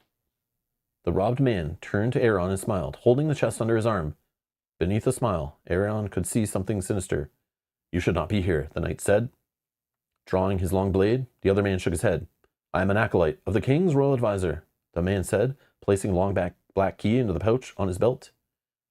"You are the one who has come to this holy place without permission." He smiled. His smile became a scowl, and he drew a dagger from his sleeve. "Trespassing upon this sacred ground is a treason." Arion was running out of time. The chest and its contents had to be destroyed. The vile artifact could not be allowed to leave Numenor. Arion blocked the passage upstairs with his body, waiting for the opportune moment to strike as the man with the dagger approached slowly. Then the world shook to its core. Both men were startled by the quake, but Arion used it to his advantage, lunging at his foe in an attempt to take him by surprise. The scuffle ended quickly. Despite his skill in swordsmanship, in the chaos of the shaking earth, the robed man was able to slip his dagger underneath Arion's chain shirt, stabbing him in the gut. They rolled and grappled on the ground for a few moments before the quake ceased and the man was able to stand again. He picked the chest up off the ground and ran for the exit. Arion cursed his fate. He was unable to destroy the artifact, and his wound was bleeding profusely, but not all was lost. Opening his clenched fist, he examined the black iron key the robed man had placed in his pouch. Arion had been able to rip the pouch from the man's belt during the brawl. The acolyte seemed none the wiser. Wounded but able to walk, Arion climbed the steps to the main chamber and started back to Elendil's ships. They were anchored off the eastern shore, far enough from the land that he would have to take a canoe and row out to sea. Perhaps Elendil would know what to do with the key. It was then Arion saw the punishment of the valor from the temple's open balcony. The world shook again, the sea churned, and the wind became a torrent that collapsed buildings in its wrath. From the west, waves as high as the mountaintops crashed into the island, obliterating the city below the temple at the base of the mountain. He could hear the screams of the men and women as the city flooded and the island began to sink beneath the waves. The knight knew he wouldn't be able to make it to the ships in time, so he decided on another course of action. Running back into the chamber where the black chest first lay, he placed the key upon a pedestal and prayed to the valor with all of his heart. Let none discover this key, save for one of the faithful of true Númenórean blood. Let its whereabouts be forever shrouded from the servants of Morgoth. Hoping the valor would hear his plea, he sealed the entrance to the chamber and watched as Elendil's ships sailed to safety in the east. Dun, dun, dun. So I'm assuming that was like before the fall of Númenor. That was like a flashback to how it was there, and that's, that's cool. Oh, design notes. I like reading these at the end of the Arkham stuff. Sauron was indeed caught in the wreck of Númenor, so that the bodily form in which the Long had walked perished, but fled back to Middle-earth, a spirit of hatred born upon a dark wind. The Return of the King. Okay. So the story of the Dream Chaser campaign focuses on the tale of Númenor and its downfall, a story first told during the Lord of the Rings, but truly expanded upon in its appendices. When Númenor conquered the forces of Mordor during the Second Age, Sauron humbled himself to the king of Númenor, Ar-Pharazôn, and was taken prisoner. So I'm assuming this is all stuff that's like kind of like where the Amazon show pulls from, right? In that time. So I don't know if it'll do this stuff exactly, but like it's cool to read some of the stuff because I've never read that stuff in the appendices or in any of the other books. So It's cool to kind of play through the stuff that's based on that. Knowing he could not best the might of Numenor on the field of battle, the cunning Dark Lord let himself be captured so he could influence Numenor from within. Slowly he corrupted those around him, taking advantage of their fear of death, their arrogance, and their envy of the elves. This was the beginning of the end for Numenor. As these events occurred several thousand years ago, we needed to contrive a reason for our heroes to travel to Numenor ruins. Using the tale of Numenor's downfall as the foundation for our story, we first invented an ancient artifact forged by Sauron in the heart of Numenor. At the height of his power, given Sauron's skill in forging artifacts of great power, we suggested that he would have wanted an instrument of war to wield on the field of battle. After all, Sauron was not content simply influencing the minds of men. His ultimate goal was always to conquer Middle-earth. But Sauron had no such blade during the War of the Last Alliance, so in our story, he was able to bring the blade back to Mordor when Numenor fell. The Black Key was lost when Numenor sank, and his agents sent to retrieve the chest were carried east on a great wave, like Arendelle himself, not only to become shipwrecked on the abandoned island off the south coast of Middle-earth. With the knowledge of the key's location lost to the Dark Lord, he bid his time until he could find a way to recover it. With his power rising once more during the time period, the Lord of the Rings, the card game, Sauron seized upon his opportunity. First, he needed one of the Numenorean blood to find the key. His hapless victim was Lord Calfin, one of the many characters created for this purpose of our story, whose dreams and visions were planted by none other than the Dark Lord himself. That's cool.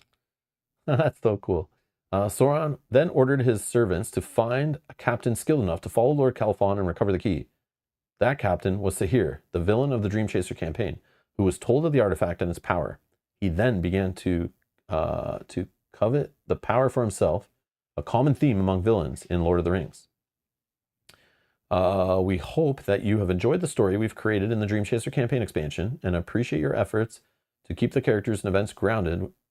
Appreciate our efforts to keep the characters and events grounded within the context of Tolkien's works. Of course, there are many liberties we take within our story that we hope hardcore fans of The Lord of the Rings will forgive. For example, we know of at least one peak of Numenor that may not have sank completely underwater. For our story, we suggest that there may have been several such peaks. It is also unlikely that Sauron had any time to prepare for the downfall of Numenor, for he surely would have escaped himself otherwise. It is therefore, where was that? Where was I? Down a little bit. Up a little bit. Right here. It is therefore likely that all of his belongings, including the chest containing his blade, would have stayed behind and sank beneath the waves. Because we wanted the players to visit more than one uncharted island throughout the cycle, we suggested that he had just enough time to send agents to recover the chest, but not enough time for those agents to fully escape with the Wrath of Valar. Sauron's ability to manipulate dreams is also a power we suggest he may have had, considering his influence over the minds of men. Lastly, in our story, we suggest that the Corsairs of Umbar are a people led astray by the centuries of leadership of black Numenorians and propaganda in the form of hatred for the Gondorians. In order to explore the culture and personality of the Corsairs, we introduce Nahasaya, a hardened but troubled pirate and Sahir's second in command. Nahasaya is our way of showcasing one of the themes of Tolkien's work, that through mutual understanding, adversaries can come together in peace, especially to unite against a common foe. Though the hero's compassion and Nasaya's discovery of Sahir's true motivations, she and the heroes were able to put differences aside and work together. Overall, we hope we have presented a story that draws from Tolkien's vision while simultaneously exploring uncharted territory within Middle-earth, just as our heroes did during this campaign. We hope that you've enjoyed this expansion's challenges and look forward to what comes next. MJ Newman. I was surprised that Nasaya didn't come back in this final. I thought she was going to be there she was with us, right? When we sailed in? I thought she would jump out in the last showdown and we'd grab. Be part of killing him or attacking him or whatever was going to happen. Yeah, I have to make that decision, be there and truly show she was with us. Yeah. We did it. Yeah, that was cool. Mm-hmm. That was a fun campaign. I liked it. So, what's next? This probably. Is this out? No. Oh, okay. May and June, it says. Oh. Is when they're supposed to come out respectively.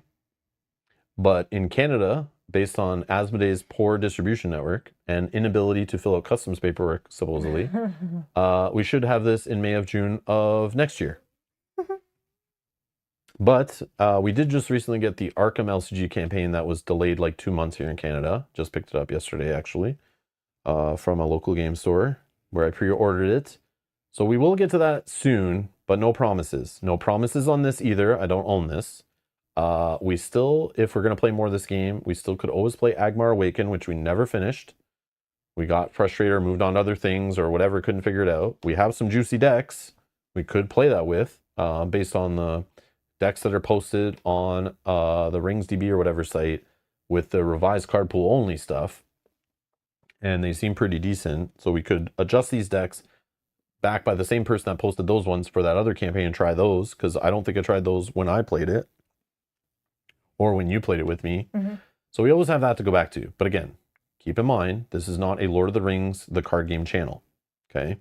I play this stuff when I feel like it. I'm in no rush to finish it all. The game is not coming out with any new content that I know of. I don't consider fan-made expansion stuff. I still haven't played or own all of the official stuff that was released. So I do love the game. I will play it, but I'm in no rush to complete it all. When this comes out, we might jump into this. We'll see. It depends what's happening at the time. I'm not going to just drop every other game we're playing. We like to play campaigns. So if a campaign game is taking weeks, months, days, or years, I'm not going to just try to add like another campaign to a list of other campaigns we're currently in the middle of. I like just doing like 1 or 2 at a time. I think it's the best way to do it. And right now we're playing through Lord of the Rings, Journeys of Middle-earth. As I said before, we just started a campaign in that. Probably the last campaign we'll ever play at that game. And that's going to last like the next 10 weeks or so. We're in May and June right now, right? That's when it says in here, I think, what I said. So this is soon, right? Where is it? Yeah, releasing in May and June respectively. Again, in Canada, that's a whole different world. It could be May and June. It could even come early here. We've seen things release early, but more than likely in the last year or so, everything's been late by weeks, if not months. It's silly. I don't know why, but it's annoying. Because then people harass me and go, why are you playing this new campaign that just came out I just bought? And I say, I don't even own it yet, man. I pre-ordered it months ago. I don't have it. So I did not pre-order this, but I probably should. But I'm sure I'll be able to get it. This stuff doesn't seem to sell out at all. Yeah. But yeah, I should probably look into that. But again, no rush. We might not play this for many months, maybe even not till next year. I don't know. So just throwing it out there. But I do want to play it. I don't own anything from this set. So it's kind of exciting to actually get some cards I've never seen or played with before. But that's like this one, right? Exactly. This one. We didn't own this before. And this was so fun to play this one because like literally I stopped buying this game back when it was releasing because I just lost time to play it. I was playing too many other LCGs at the time. Competitive ones. I couldn't keep up with all the rules, the erratas, the card pools, all that stuff. It was too much. So I gave it up because I preferred competitive LCGs. Now we don't have competitive LCGs anymore. So yeah. I do play competitive card games though. So Star Wars Unlimited is a thing that's been eating up my time lately, but I've been having a blast. But yeah, so we'll see. But yeah, this is what's next for us probably is playing this over going back to Agmar Awaken, probably because this is like coming out like now, right? Yeah. But we're not going to jump into this as soon as it releases. I'm throwing that out now. I highly doubt that'll be a thing because I have so many other games that I want to play, and we'll see. So, including an Arkham campaign that Mel wants to play. I do. And some of you want to watch us play. I mean, yeah, they're not wrong. I pre-ordered it. Mel wants to play it. You guys want to watch it. That's all I'm going to say. Just joking. Yogi, thanks again for the decks. I'll go look back at those eventually. If you're watching still or if you're watching later, yeah. I'll have to dig those up from our chats and find those are still relevant. Let me know. But yeah, we'll try to get that game going soon. I don't know how soon. The best way not to miss it, subscribe, turn on notifications, stay tuned to the channel. At some point we'll do it. But yeah, no promises. Oh yeah, and the Two Towers saga too. Jeez. I have that too, I think. Yeah? I think. That's out already, right, Emmy? That came out already, I think. I think I have that one. If I don't, I need to get it. No, I don't need to get it. I own it already. I own it from like 10 years ago. I didn't buy. Yeah, no. It's 100% all the old stuff. Unless they like corrected some misprints on it or something. No, I have the Two Towers Saga or whatever it was called when it was 2 boxes. I'm not going to buy that one. I don't need to. Yeah, I have that one already. Back when it was called whatever the second or the third and fourth boxes were called. whatever those were. But yeah. I also technically have the next one after that, the Three Towers saga. That's the sequel to the Two Towers. I have that one too. Just kidding. You know, the Return of the King. It's like fire and something, and well, it's the two red boxes. I don't know what those are called, but I have those too. So technically I don't need to wait for those, but yeah. And I've never played those, so, and I've never opened, like put the cards in the card pool, but I've had them forever. So we have lots of Lord of the Rings is what you're saying. Tons. But again, I'm not a Lord of the Rings channel. No, I know. I don't want to only play this game because there's lots of people who watch our channel that like to watch us play other one-off board games, other board game campaigns. Not everyone wants to dive into like endless boxes of collectible cards. I understand that. That's a whole hobby within the hobby and a problem I have. And yeah, it's a thing. But I love card games, obviously.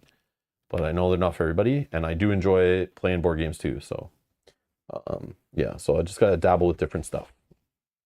So keep that in mind. Please don't be mad at me. And please don't pressure me. But we'll get to it eventually. And no rush. No rush, no rush, no rush. Yeah. Man. Yeah, Radagast, that's sick. Mm-hmm. Oh, okay. All right. Anyways, I need to stop looking at this stuff. But yeah. She got Princess as a hero late in the cycle, so you had the option of adding her into your decks. Oh, okay, okay, okay.